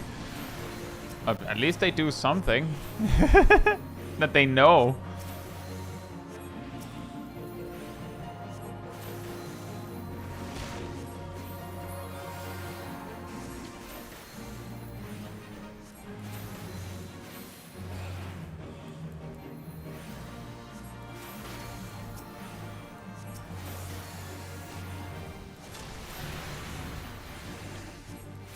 Yeah, I agree with that, Brett. The problem wasn't that the first timer was a little confused or lost.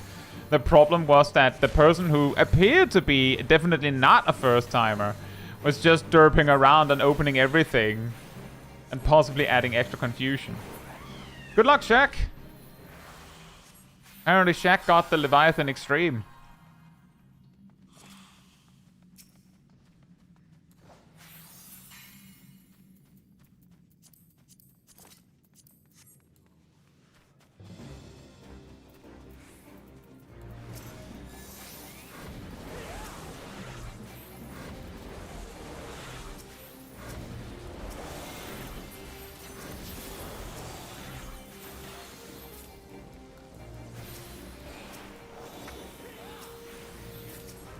Hey, yeah!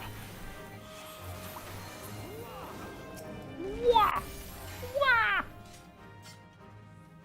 This big pull but forgets every minute in the game. I've talked a little bit about this before. It's essentially, let's say that you've never played tank before, but you have played plenty of DPS, potentially even healer. What you may have seen is that a tank does this. You see them pull all of this, yeah? What you may not have noticed is how they can do that. Like, all of the OGCDs that they used don't stand out. You might not even be paying attention to that, because you were focused on blasting with your damage. So when you then play tank, you're like, well, how hard can it be? Just hit some buttons, right? Just do damage, and it'll be fine, right? Turns out it was not fine. Sheila says, I think this is a case of big mids I save for boss. Oh, that could also be. I need all of my mitigations that I can mitigate the tank busters. Do you need to be closer for halfway free tethers? Close. And if you happen to have Searing Winds and also a chain tether, then the range you need to be at to not blast the person you're chained to is somewhere around 3 stacks. Like about 3-4 stacks on the chain debuff. You shouldn't end up in that situation, but sometimes.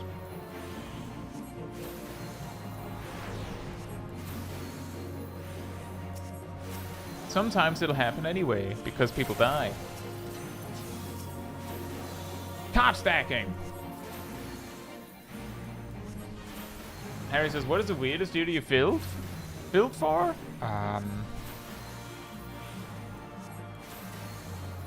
Didn't we have one last week where it was like a 30-minute replacement or something?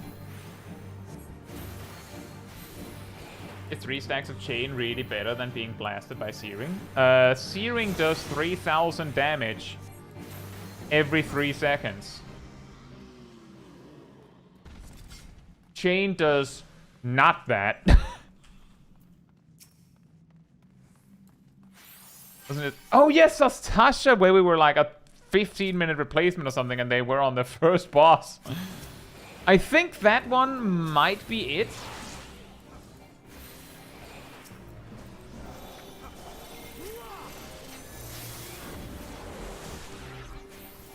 Hey, Jamception, hope you're doing well. Gonna do M10S for the first time. Have you done M9S?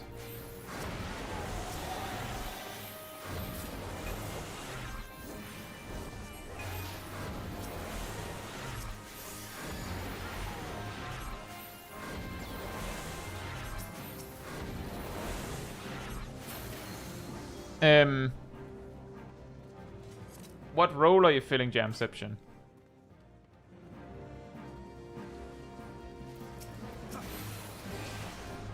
You're off tank. A trick that we use in my static. Oh, I'm glad you realized Sentinel can be used on trash when we had 400 health left. Thank God for that.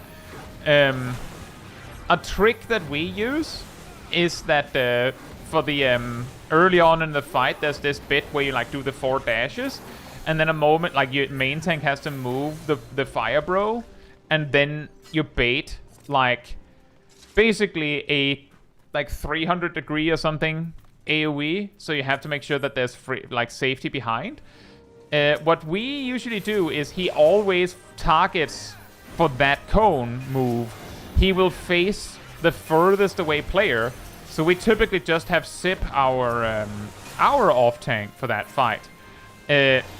Just use some mitigation and just run out into the fire, so that he's the furthest away. You don't have to do that, but that can massively help with like quickly progressing past that point. Instead of having to make sure everyone knows exactly how to position for it, you just need the off tank to know how to do it. And another tip that others are saying, like the other people are not being really clear about it, but yeah, as people say, as the tanks try to, like, after mechanics, cross past each other so that the 2 bros stand on top of each other so that people can cleave for more damage.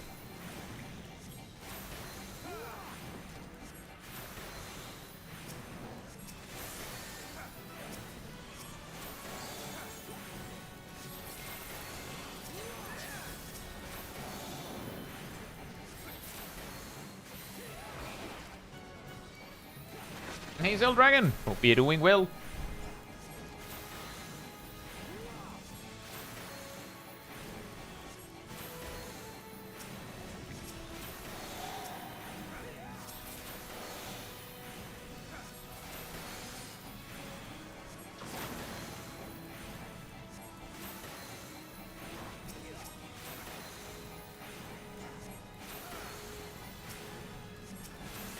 Yeah, of course, if you have looked at a guide, you should already be pretty solid. Jamception. And if you haven't looked at a guide, you know, Hector has a guide. Ow.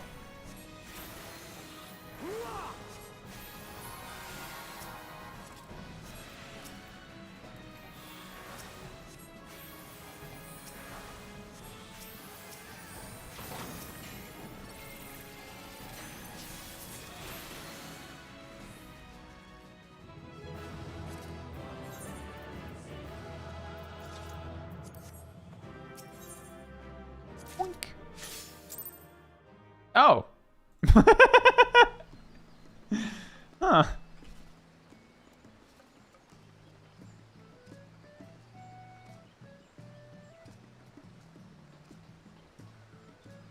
Right, so Twitch really wants me to do an ad break. So hopefully not too many of you drop into the ad break hole. But you probably won't miss much.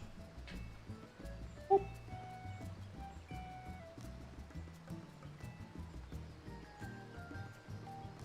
I thought he only did tier lists. A bonus relic prog. Where I finished the monk book step, and then I went and finished the quests as well, like the quest step as well.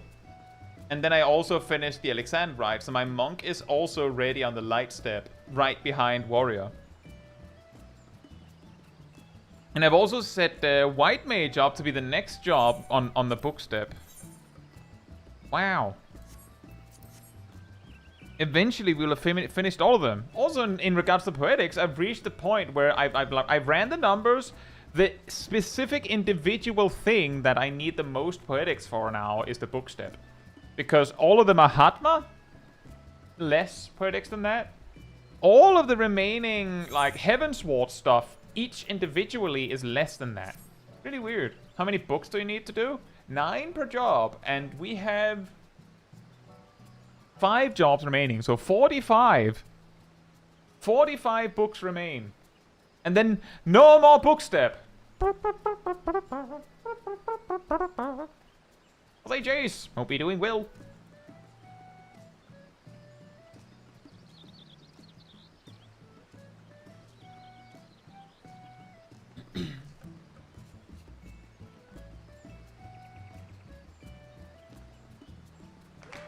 White mage, speaking of which. Let me just write that down. I think we had a dragoon in queue. Yes. I'll queue when it says 04.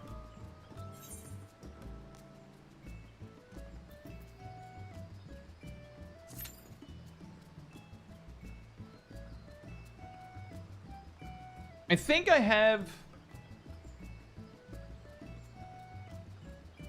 3 of the Heavensward relics finished. I also have a Dark Knight relic weapon in the works that I haven't finished.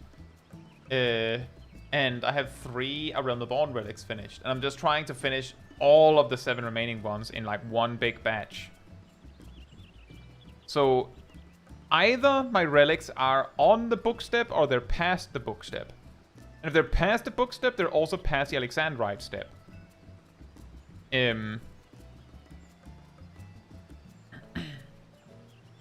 And once we finish the book step for everyone, then those relic grind streams are gonna get real funny because it's just gonna be light step for 3 hours.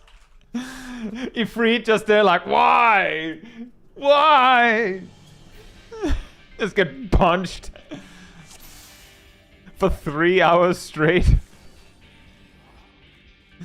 One punch! It might not be only Ifrit, but you get the point.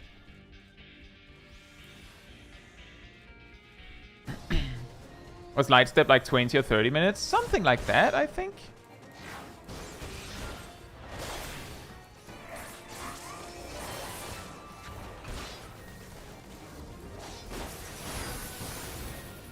Oh, that sucks.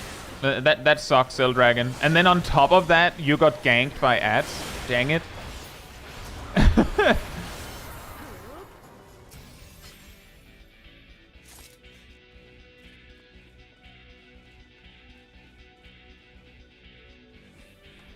Does she still insta-kill parties sometimes? Oh yeah.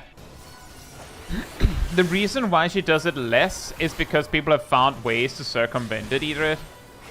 As it turns out, you can just tank LB. You could hit instance cap like that? No, you cannot.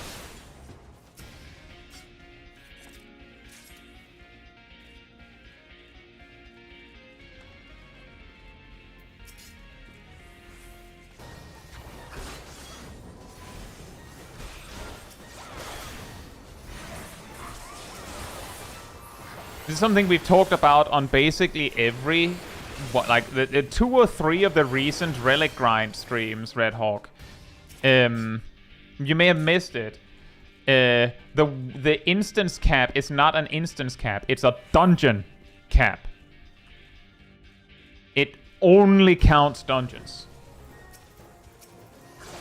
I do, Brontom. If you'd like a rainbow unicorn.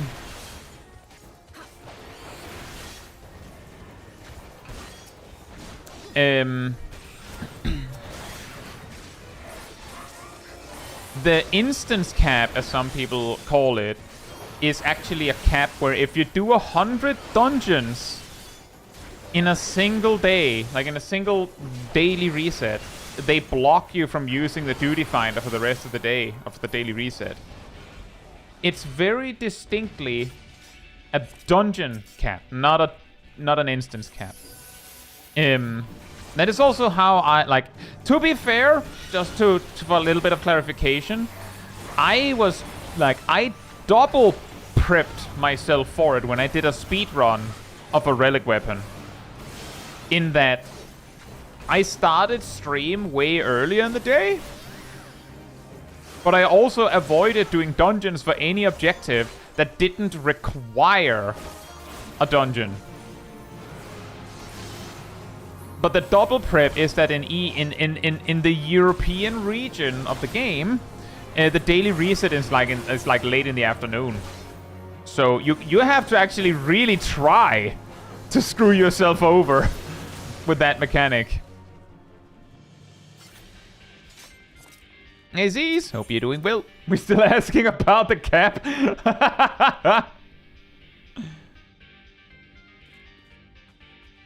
And yeah, basically, if you're trying to speedrun a relic in a single day, don't use Aurum Veil for anything that does not outright require Aurum Veil.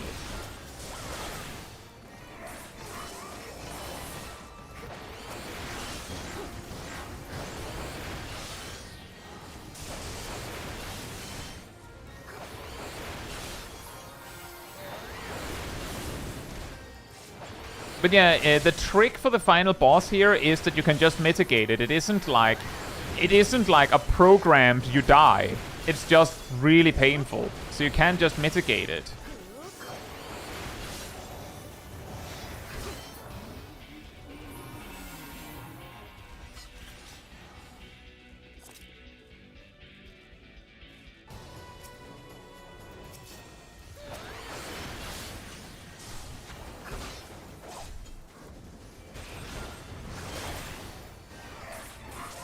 But it is also admittedly something that is really, really, really annoying to test. Because you'd have to run a trial like 100 times.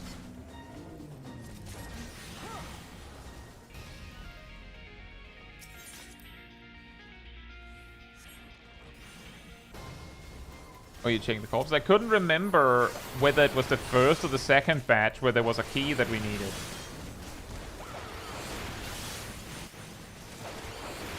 One of the big chunky boys drops it, and for some reason I thought we had pulled everything.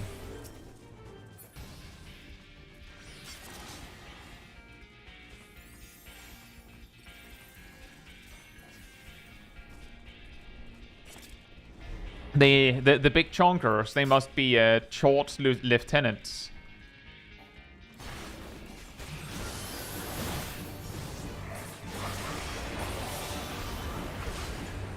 The shortlets.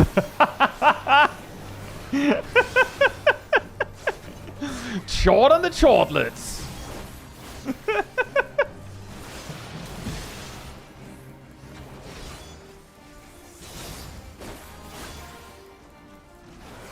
You have a clip of me saying what, sorry? Ow.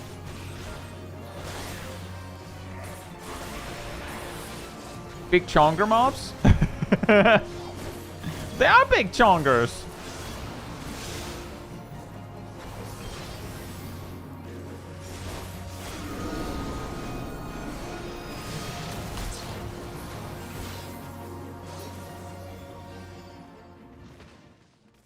Short on the Chortlets. Get their new album. Coming this fall.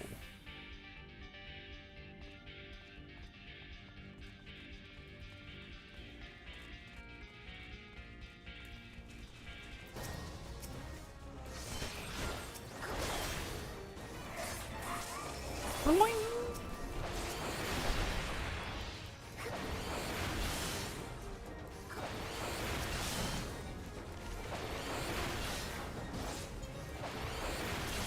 Were we just talking after a duty, Mistel?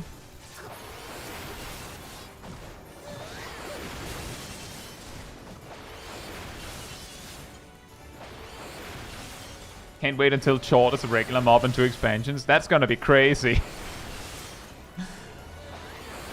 Gonna be absolutely insane. You just get ganked by 6 Chorts. And all of them are the Chort somehow, simultaneously. Oh, look, there's another Chortlet.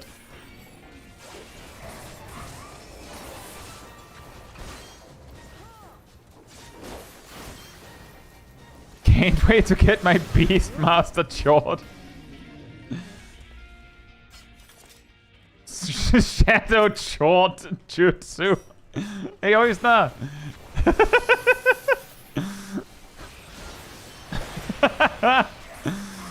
Shadow Chort Jutsu! Chort mount when? You know, given how much people are appreciating Chort, it wouldn't surprise me if they will eventually add that. A Chort mount or some other sort of Chort reference, at least.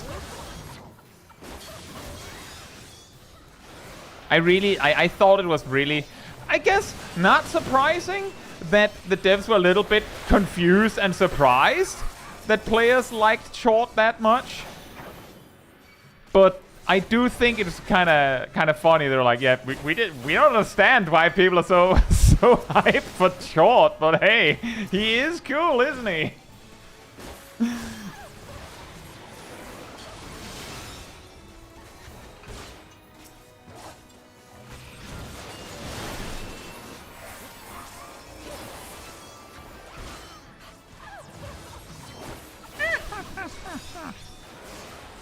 Just call me Short? No, I called it Chort.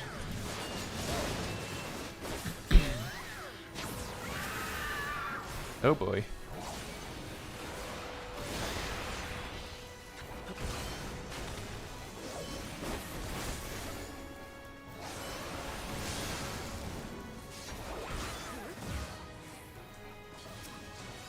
This is gonna hurt, I think. Like, that much? Oh! Oh, nothing. I appreciate the Dark Knight going, oh, we're dead. We're so dead. Just slam the invuln. Just send it.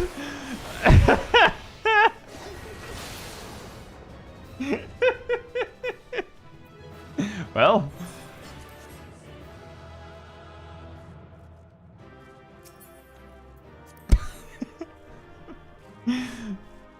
I wasn't sure how hard the damage scales, so that's why I was like, well, she grabbed her pretty early.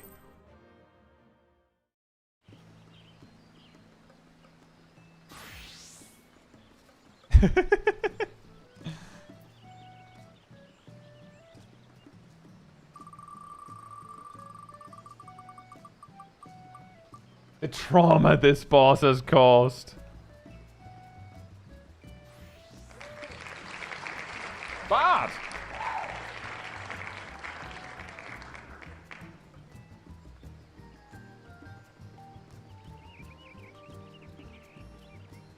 Alice, this boss, I remember spending like half an hour trying to explain to the sprouts we need less damage. You know, at that point, eventually start to think, are they listening at all? Alcuminate says 18. Bulgaria says, what's the best Danish snack? I'm gonna be real with you. There's a lot of things in Denmark where we're not even sure if it's Danish. Hey, Seraph! Oh, Peter, we will.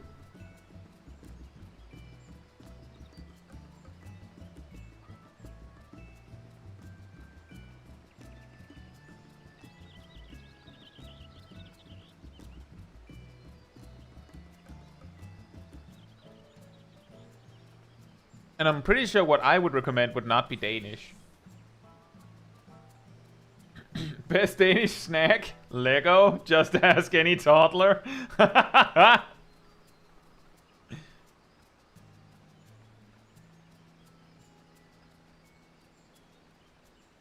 We did in fact meet Bachman.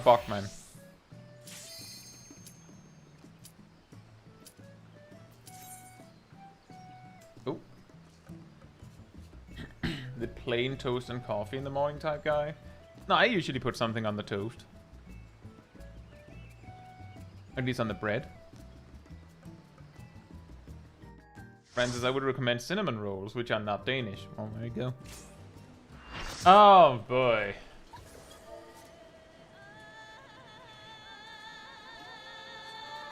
And Crusher's here. And Sev is here.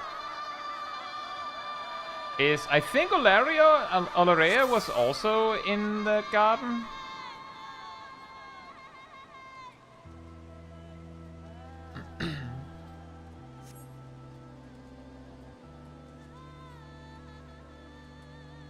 Geeky is Ola. Fantastic.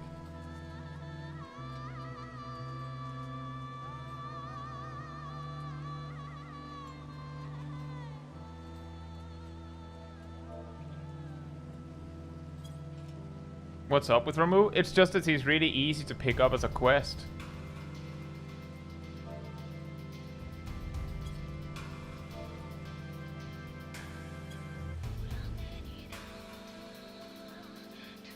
Well, the difference, Crusher, is that this time you brought me.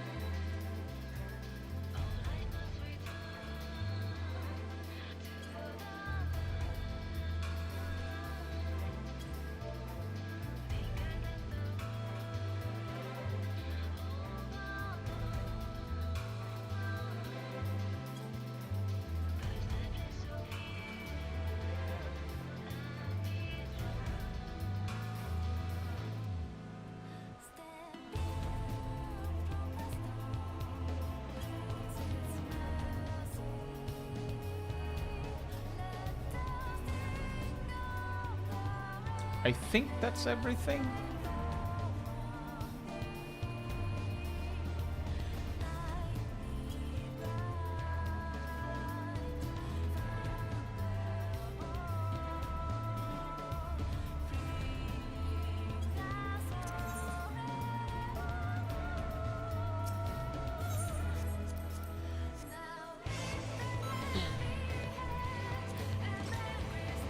I'll try and manage the orbs as best I can.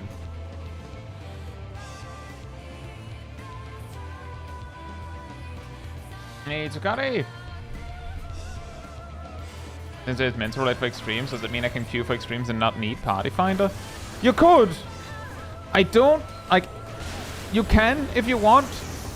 I don't really recommend doing it, but you could.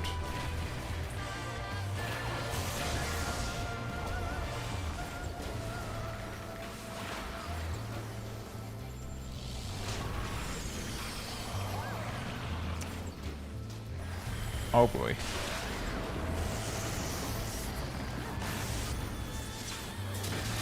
Oh, that was the edge case that kind of works.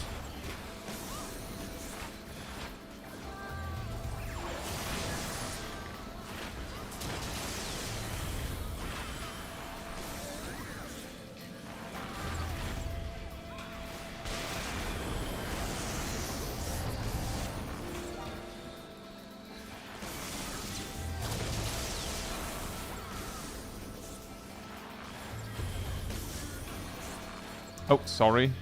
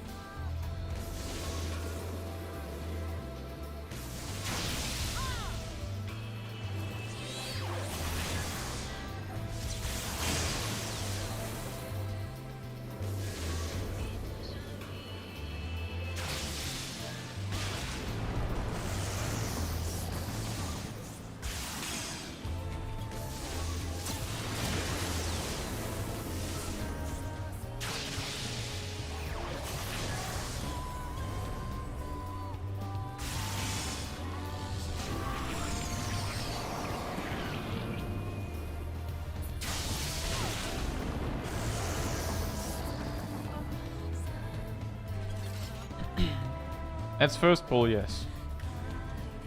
Retro Gaming says, why did you need to remove orbs? The orbs increase the damage of the circle AoEs. I just never explain that because I don't want too many cooks.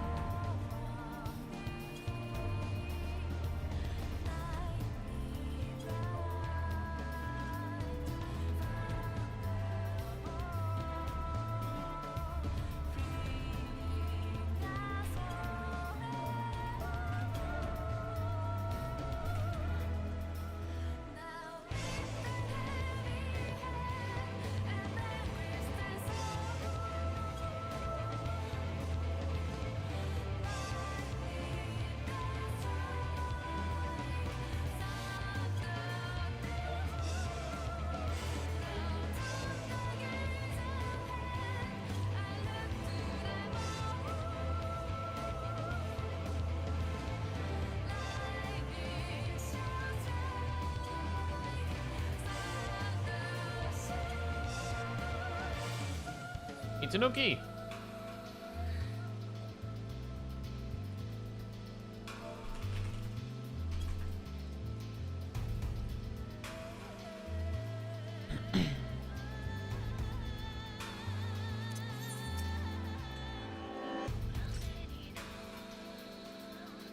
Hey, it's Ethio!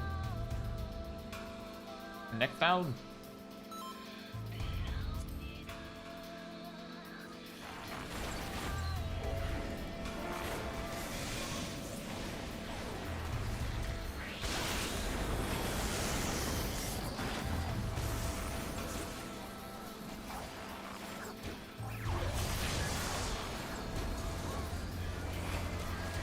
He's being a real jerk to you today, Zev.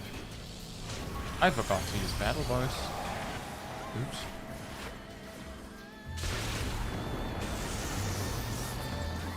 Wait, what? How did the healer not get helped? How did they not get... Did everyone dodge? I thought I saw like 3 circles overlapping and then we missed in the end. What? Okay then. I will never dodge again. I'm gonna do it like this.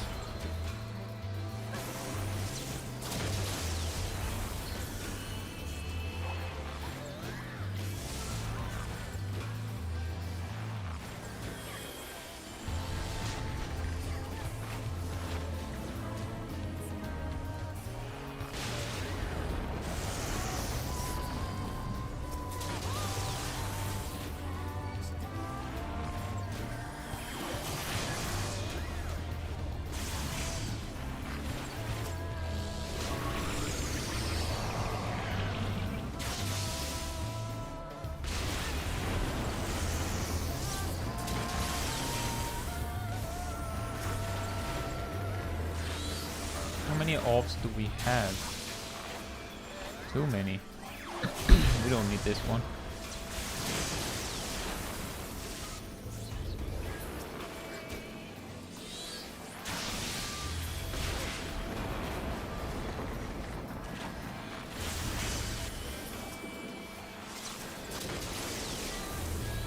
Oh, that's gonna be really awkward.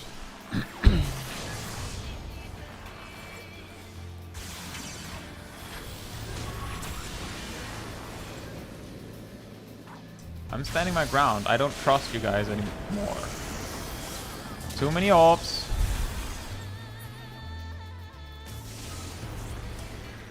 I really hate that this particular group manages to hit every single edge case that I tend to not explain. Because it's usually okay.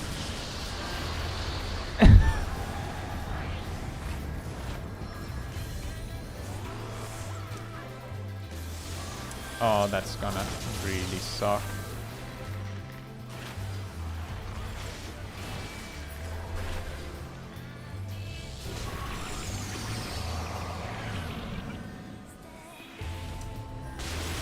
And that's gonna die again.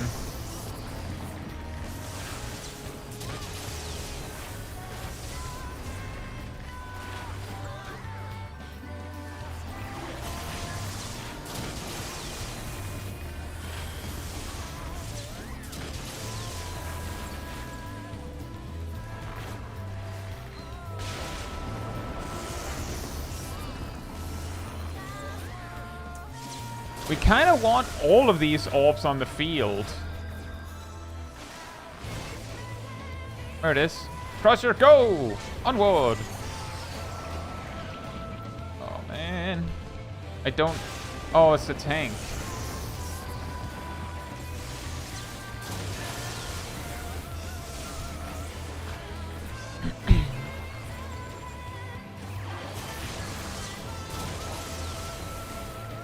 Uh-oh.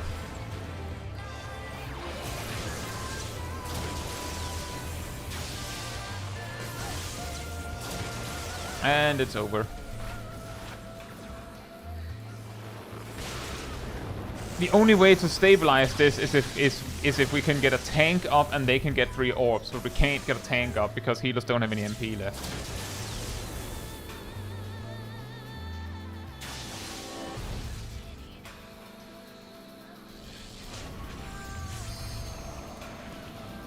Hey, Caetsu, hope you're doing well. Thank you for the resub. Does Ramu not have echo? He does. You get what, 5% every time you survive at least 3 minutes of fighting with him.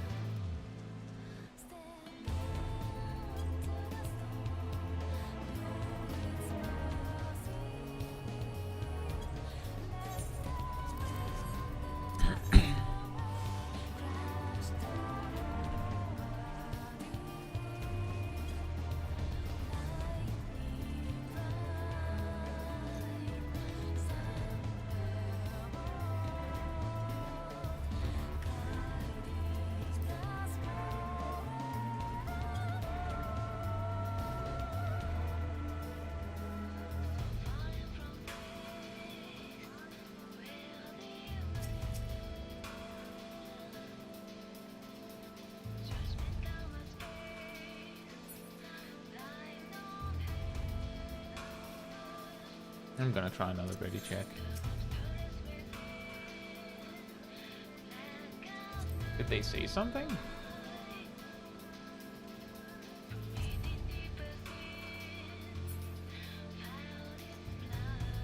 It's very clearable. Oh, Luna has to go.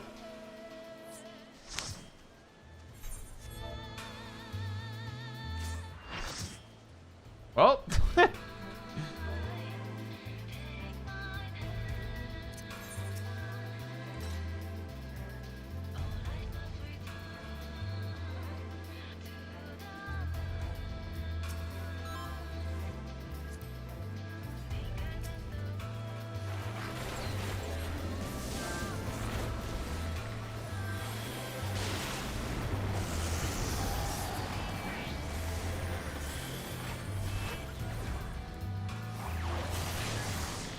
I was about to say something, but I didn't need, like, frame 1, it refilled. It didn't even say finding members or anything. It just, done.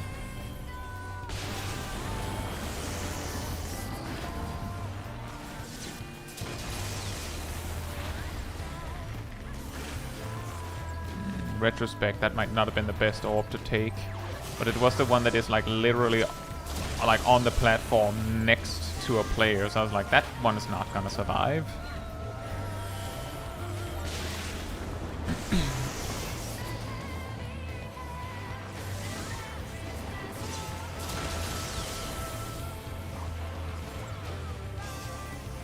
Yeah, if you were to join as a DPS replacement for something like Ramu Extreme, and you know you're getting Ramu Extreme, oh, the ad phase kill again. At least we only lost one person as a result, so that's something.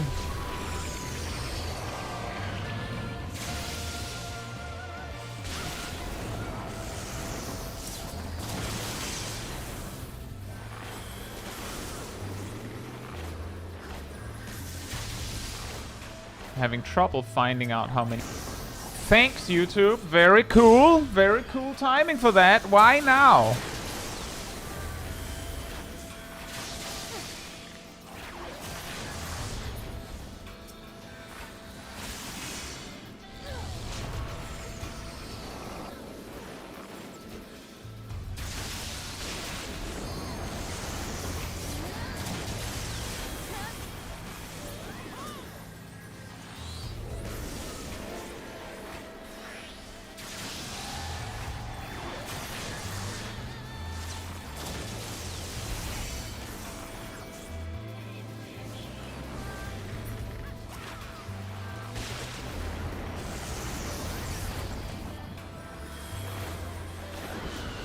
He got Holy Word. Hope he doing well.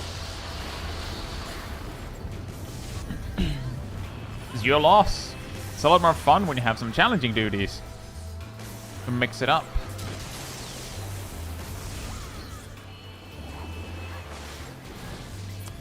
Oh, that's really bad. You both have to stop doing anything. We don't have the orbs.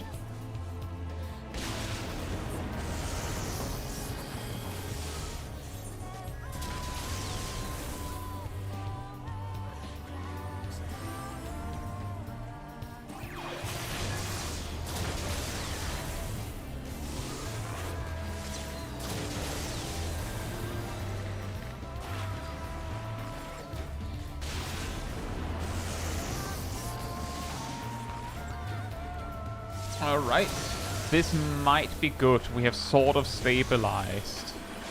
But we are like still one orb short.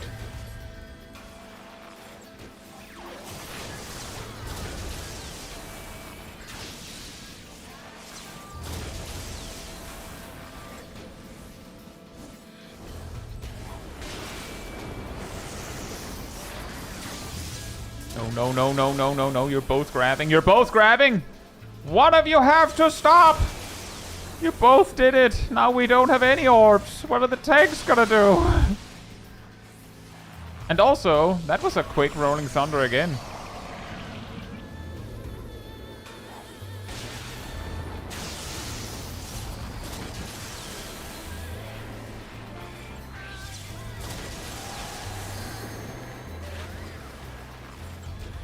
Very nicely done, and very lucky that the Rolling Thunder actually landed on a tank. Otherwise, this might have been over.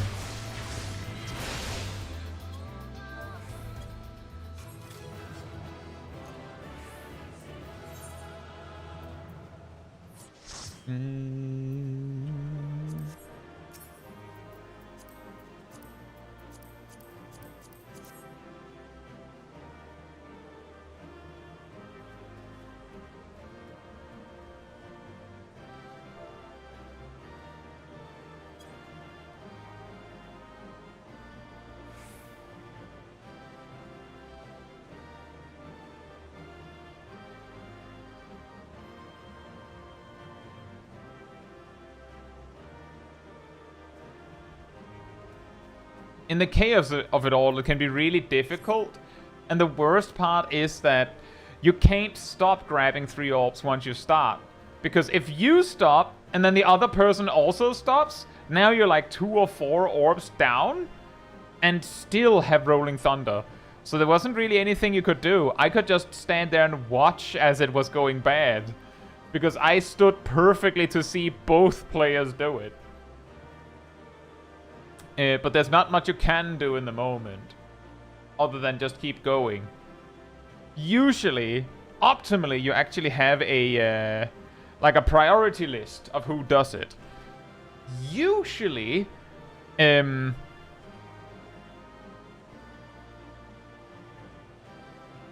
usually, it resolves itself simply by virtue of... the healers are simply not going to move first. They just don't. They typically don't.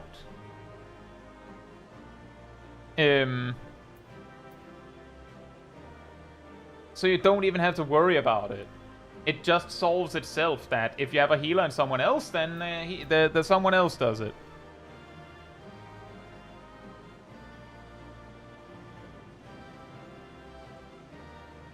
And the reason why the Dragoon stood there with it was because we only had 2 orbs, Caetsu. I believe.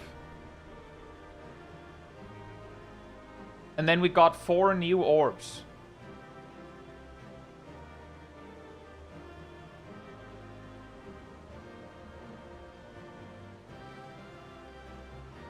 Is Tsukuyomi extreme in the men's roulette? It is, but let's just say, Tsukari, I've never seen it pop on my end. I know some people have seen it, but...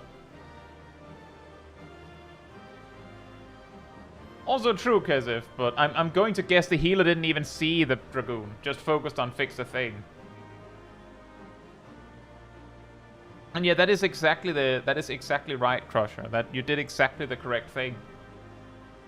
What I'm saying is that even though I was sitting there going, no, no, don't do it. It's like, hypothetically, if both players could hear me, then we would just be screwed, right? I was just watching a train wreck happening. And there was nothing anyone could do. Because you had to keep going. In case the healer would stop.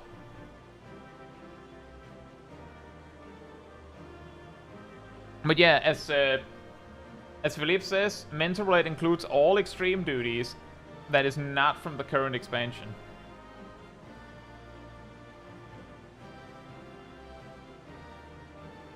Did we only have 7 Crusher?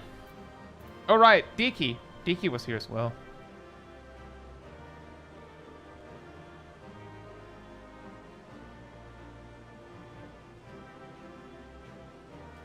And I would also say, if you want to do Tsukuyomi Extreme, posting up in Duty Finder is not the way to do it. And it doesn't matter whether the reason you want to do that is because, well, if I'm just queuing, then no one can, like, demand for me to watch a guide. You should watch a guide anyway. You can't avoid it. I just told you. If you want to do it blind, then you shouldn't do it in Duty Finder because it won't be blind anyway. The mentors you will be paired with are not blind, and they don't have any reason to not tell you. And if, like, if you want to have a better chance, it's better to, like, either try Party Finder or see if you can find a community that specializes in stuff like this. Because there are communities that do that. Like, for instance, in EU, I believe, we have Syncademy that does stuff like that.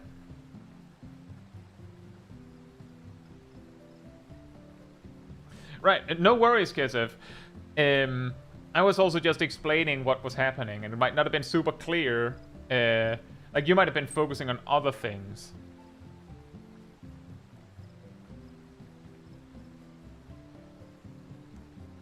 What do you mean, Zero Sugar?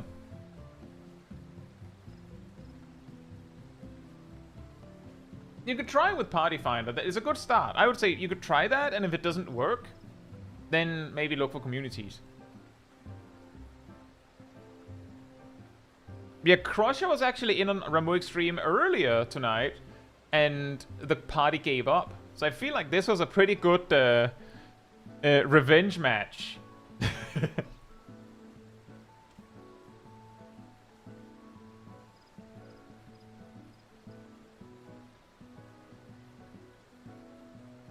But it is a pretty hard fight, Tsukade.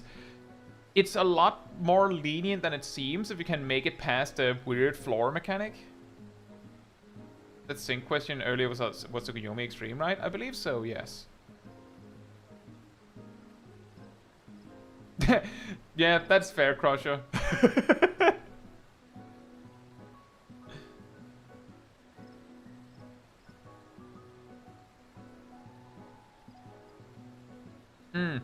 That's what you mean, Zero Sugar. Well, I'm glad that they stand out in a positive way then.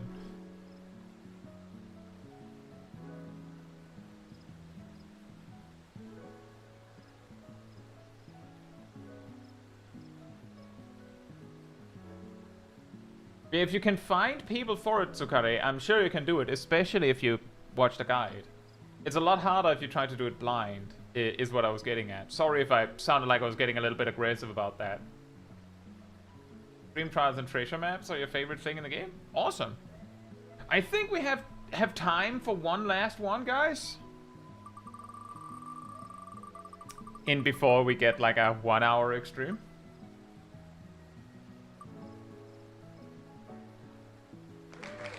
Summoner. But yeah, I think I got distracted.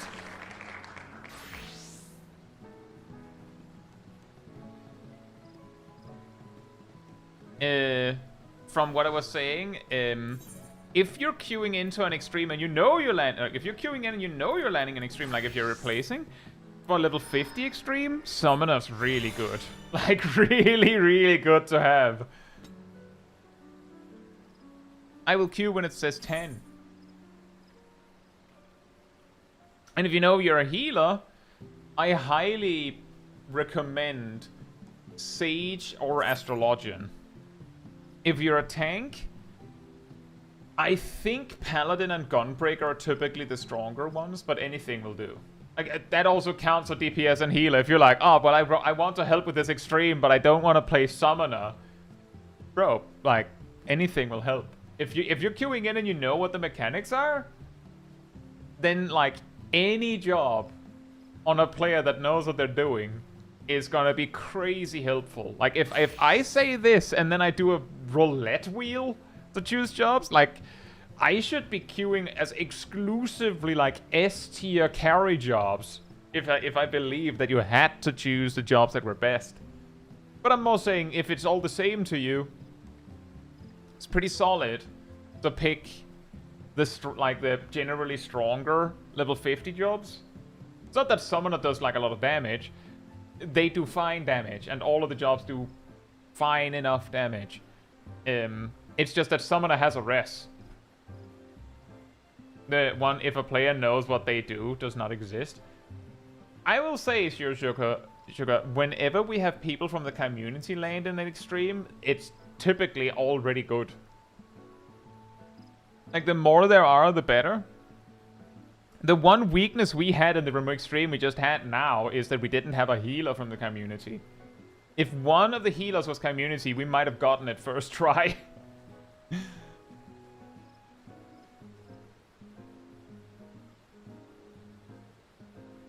Oh, I guess we're not getting a DPS one. Paladin it is! Maybe we can get it before your lunch break Oh, that means it's almost time for your lunch break. Oh, now I understand.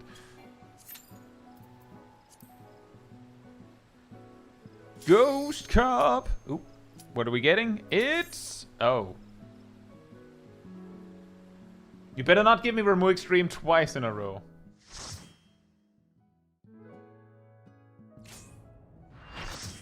Ravana Extreme! And Crusher's here again. And Diki's here, I think. Yep. And Rust is here.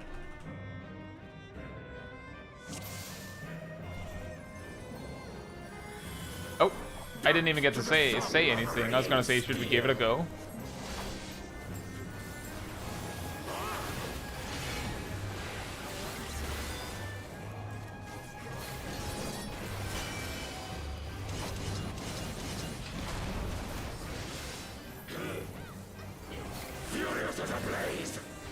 Furious as a blaze!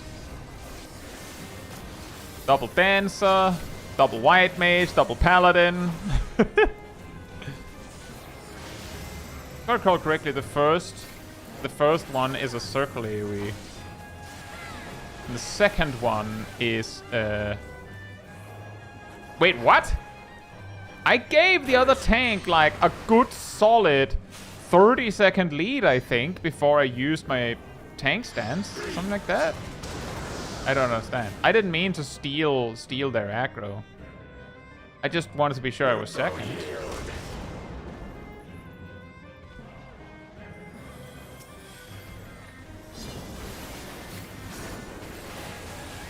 This one is a cone. You have to stand behind him.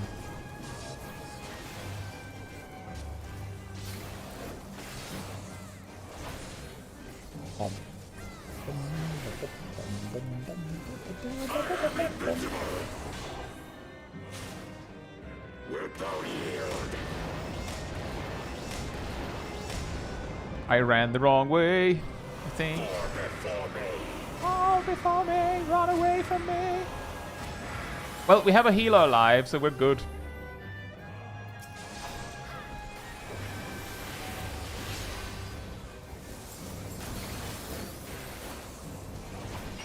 DPS check.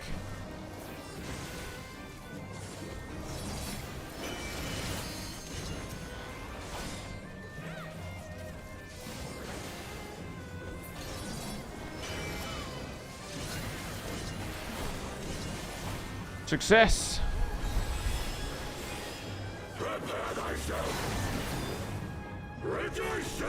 Well, we guys, we skipped the butterfly phase.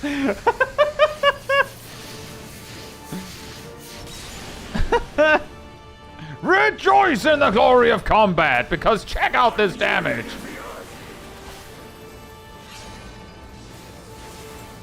Knockback. Incoming knockback. And that's a stack. That's a stack. That's a stack.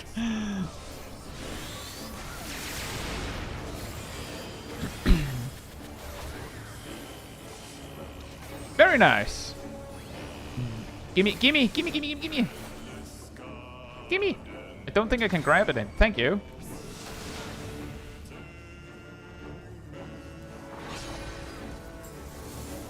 It's really, like, let me just put it like this. Ravana is like the jankiest markers ever. His proximity AoE marker is actually a knockback. The white marker, that's a stack. The weird plate thing, that's a tank buster that you're supposed to pass. Really weird.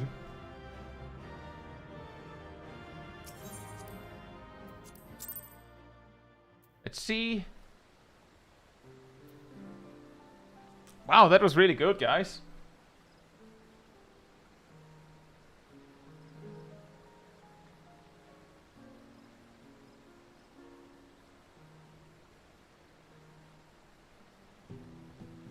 I was expecting the stack mark to be the 4-hit tank buster.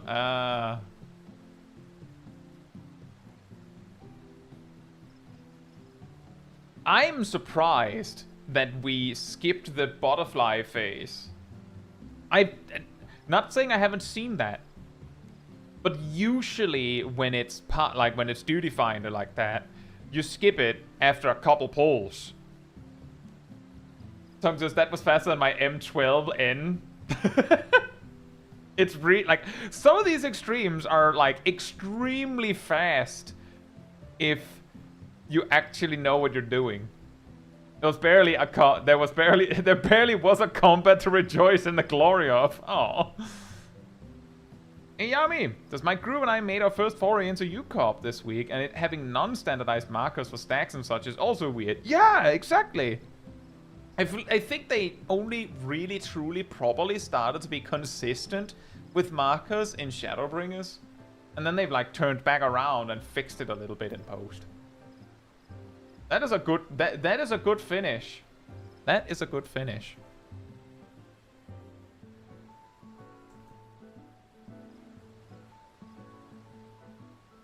A very, very good finish. Did you queue for one of your Endwalker extremes the whole stream, Ton?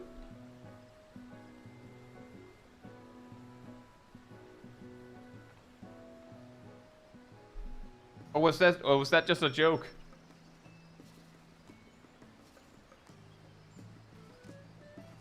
You're queuing for the 8-man guild test for the most of it. Aw. How many are we here? Can we... Does everyone here have a Solemn Trinity? Can we huddle together to get Tong the Solemn Trinity clear? Do you not need it? Oh, you got it. Okay.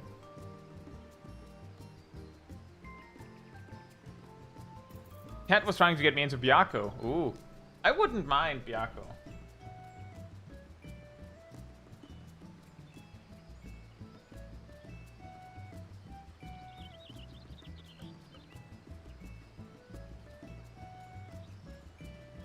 Yeah, what is it, God's Holy Word or something said that they did the whole 2000 without ever doing an extreme. I think it's more entertaining to do the extremes. And I of course also make videos out of it, and you all are with me for it. But I also think it's also very cool to help some people. It's also something we do together. I feel like it would be a lot less interesting to do these mental roulette lives if I just left whenever I got an extreme. And I think it's also very motivating. Like, I'm just saying, just in the community, I feel like most people that at least queue when I do, try their best to do the extreme when they get one. And then we try together, and I mean, it's a little hard to avoid abandon if like enough people say yes to the abandon. But while we're live, or even just through the Discord, if you're in an extreme and you're like a player down, you could just ask, and I feel like people like queue in. I remember being in like some like whatever duty, and then someone says in the chat, we're in this extreme and we're down a tank or something, and then like they get a person and they keep going. So at least in these sessions, it's a lot more beatable to land in an extreme and just go for it, because if any player in your party leaves, they get very likely replaced with a player that has done the duty before. And if they haven't, they know how to learn it really quickly. And then like it basically means that you have like backup of help if things go sideways, which makes it feels a lot more winnable, instead of just landing in, you know, I don't know, Ramu Extreme, and you do one pull and you're like, this is impossible.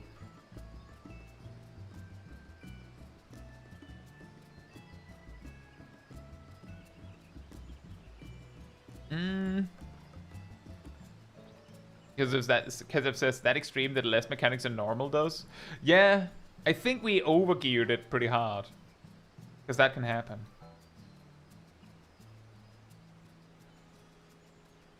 Caetsu says, getting kind of sick of Rathalos Extreme, but what can you do? Oh yeah, let me show you something. Let me show you something.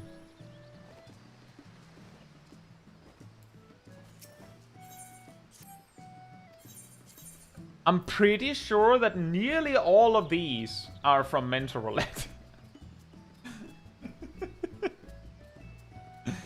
Yeah, can we have something else? This is Rathalos Extreme. This is the 5th time this week that you've shown Rathalos Extreme. Yami says, the amount of limit break gauge you get also wildly differs in Stormblood content. Like in Ukop, you take a stack deliberately with only 5 people so it does enough damage to instantly fill 1 limit break bar. If you take it with more people, you barely get any. Oh. I think that's because you get limit break for like... You get limit break for surviving a hit you wouldn't have survived any otherwise. That is a trick you also use, like some people use in like current content. Exactly, you survive overkill damage. Monkey's Paw curls Arc-Weld only now. I mean, Arc-Weld normal in Mental Roulette would be pretty funny. Do you anticipate doing more Mental Roulette stuff in 8.0 when Arc-Weld Extreme shows up? So currently, the game plan is I'm trying really hard to finish the achievement before Evercold, because I think that would be really cool. But going into Evercold, I think that I will do the same. At the very least, I'll do the same as I did for Dawntrail, which is... And if you've watched the playlist, you'll probably have noticed that the order in which I did the first 21 Mental Roulette videos in Dawntrail was the exact same order I released job guides in. And I started by like releasing them a little bit faster, but eventually it hit a point where like in a week, Monday, a Mental Roulette video would come out covering like the specific job that I was going to make a guide for, and then throughout the week the guide would come out. And I'll probably try and do something similar for Evercold. The logic being that the Mental Roulette stuff will kinda... Alright, Missile, enjoy your evening. It will kinda like feel like some sort of like companion video of like, here's some actual gameplay of the job. In addition to the actual, you know, fight. Or guide stuff. How many do you still have left for the achievement? We have today reached 1,759. So less than 250 remain. 21 evolved guides is going to be quite a backlog. 23 evolved guides even.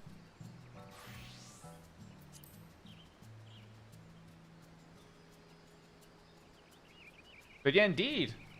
The first few months of Dawntrail was also just me releasing guides. Guides.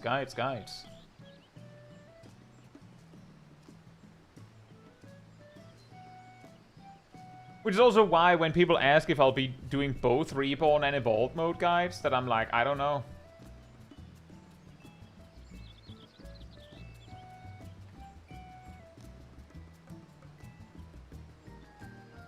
Are you just going to do the 100 and 110 guides for Evercold, since you have guides from 1 to 100 for everything already outside Neo Evercold jobs?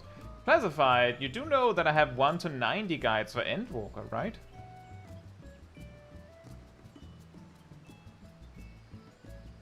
And 1 to 50 guides for Shadowbringers. Is there a current Blue Mage guide? Not from me.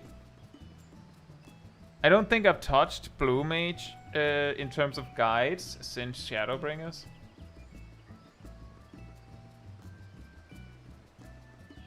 Hey. Owie. Hope you're doing well. You take it on a case-by-case basis. I have a feeling, Kizif, that it's either going to be that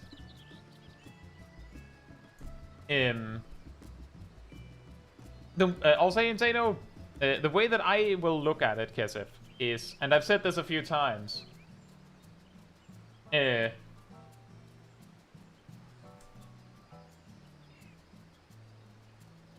it's very likely that Reborn mode will be in such a way that there isn't a reason to level as Reborn mode, with Evolved mode probably being like giving you abilities more quickly and things like that. It'll probably be the superior way to level, at least up to level 100. At level 100, Reborn will have like caught up for certain. And then the question is, what's better up to 110? And based on what we've been told, there might be cases where one of them is slightly superior. And the cases where that is the case should be Evolved mode advantage. So there is a possibility that what I will do is I'll go, here's my guide, step 1. For level 1 to 109, you should play Evolved mode. And then at level 110, I'll explain how to play the job in Evolved mode, and then go, okay, so Reborn mode works like this. The problem is that Reborn mode is probably going, like, honestly, it's probably going to be more complicated. And because I haven't had covered everything in Reborn mode up to that point, it'll be really difficult.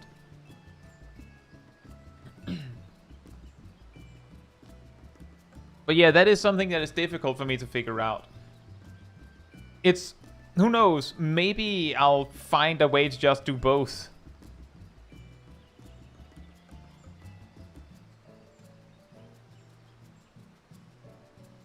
It's also possible that jobs are not changed enough from Dawntrail that I'll just be like, look, there's a Reborn guide from 1 to 100 if you care about that here.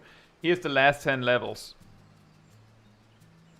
But I'm not sure what I'll do, because I don't know how much value there is in it. I have a feeling that it'll just be max level.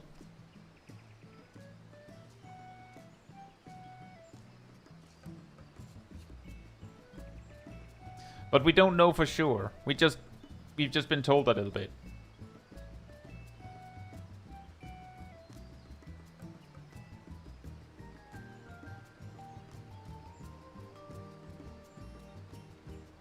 Anyway, we only got 11 duties this time, but hey, I believe we got 20 last week, so not too shabby. And what we got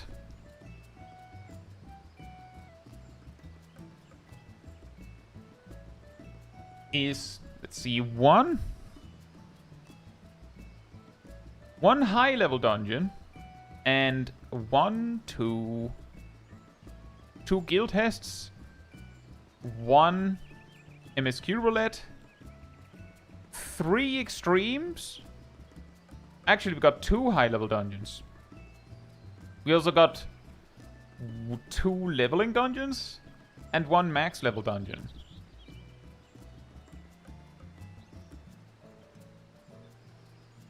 And yeah, as Kesef says, actually, BK Zone, I recommend the Blue Academy In fact, I do believe in one or both of my really old Blue Mage guides. I refer to them directly because I got a lot of their information. Blue Academy is a Discord server, BK Zone.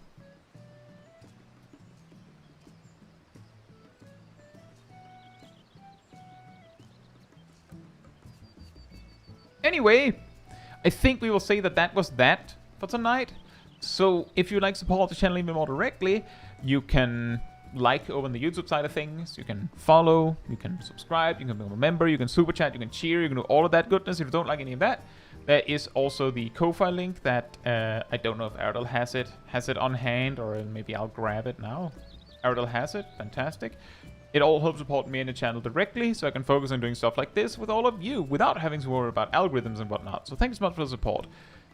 But oh, and you can also join the Discord server. I completely skipped over that, didn't I? The Discord server, which is right here, where you will find the weekly schedule where you can see what else is coming up in the coming days. You usually update it Sunday or Monday. You'll also find the announcement room with links to videos and streams, and put them out, and if you grab the reminder roll in the roll assignment room, you'll get notification whenever I do that. It was also around 15 minutes before stream starts, so you can catch it right when we go live. Yeah, sorry about that, Aaron. I also got myself confused, as you can hear. Anyway, let's see if we can find someone to raid over on the Twitch side of things. Do we have someone cool?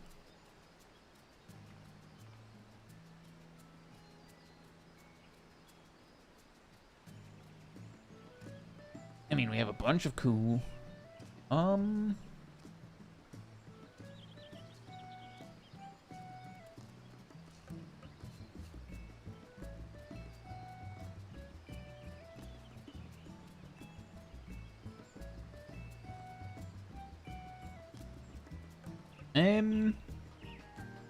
Yeah, that's Hub of the Blues in. I think they're doing yep, they're doing some Northhorn. But good night, good morning, afternoon, or evening, depending where in the world, and hope to see you all very soon. Bye bye.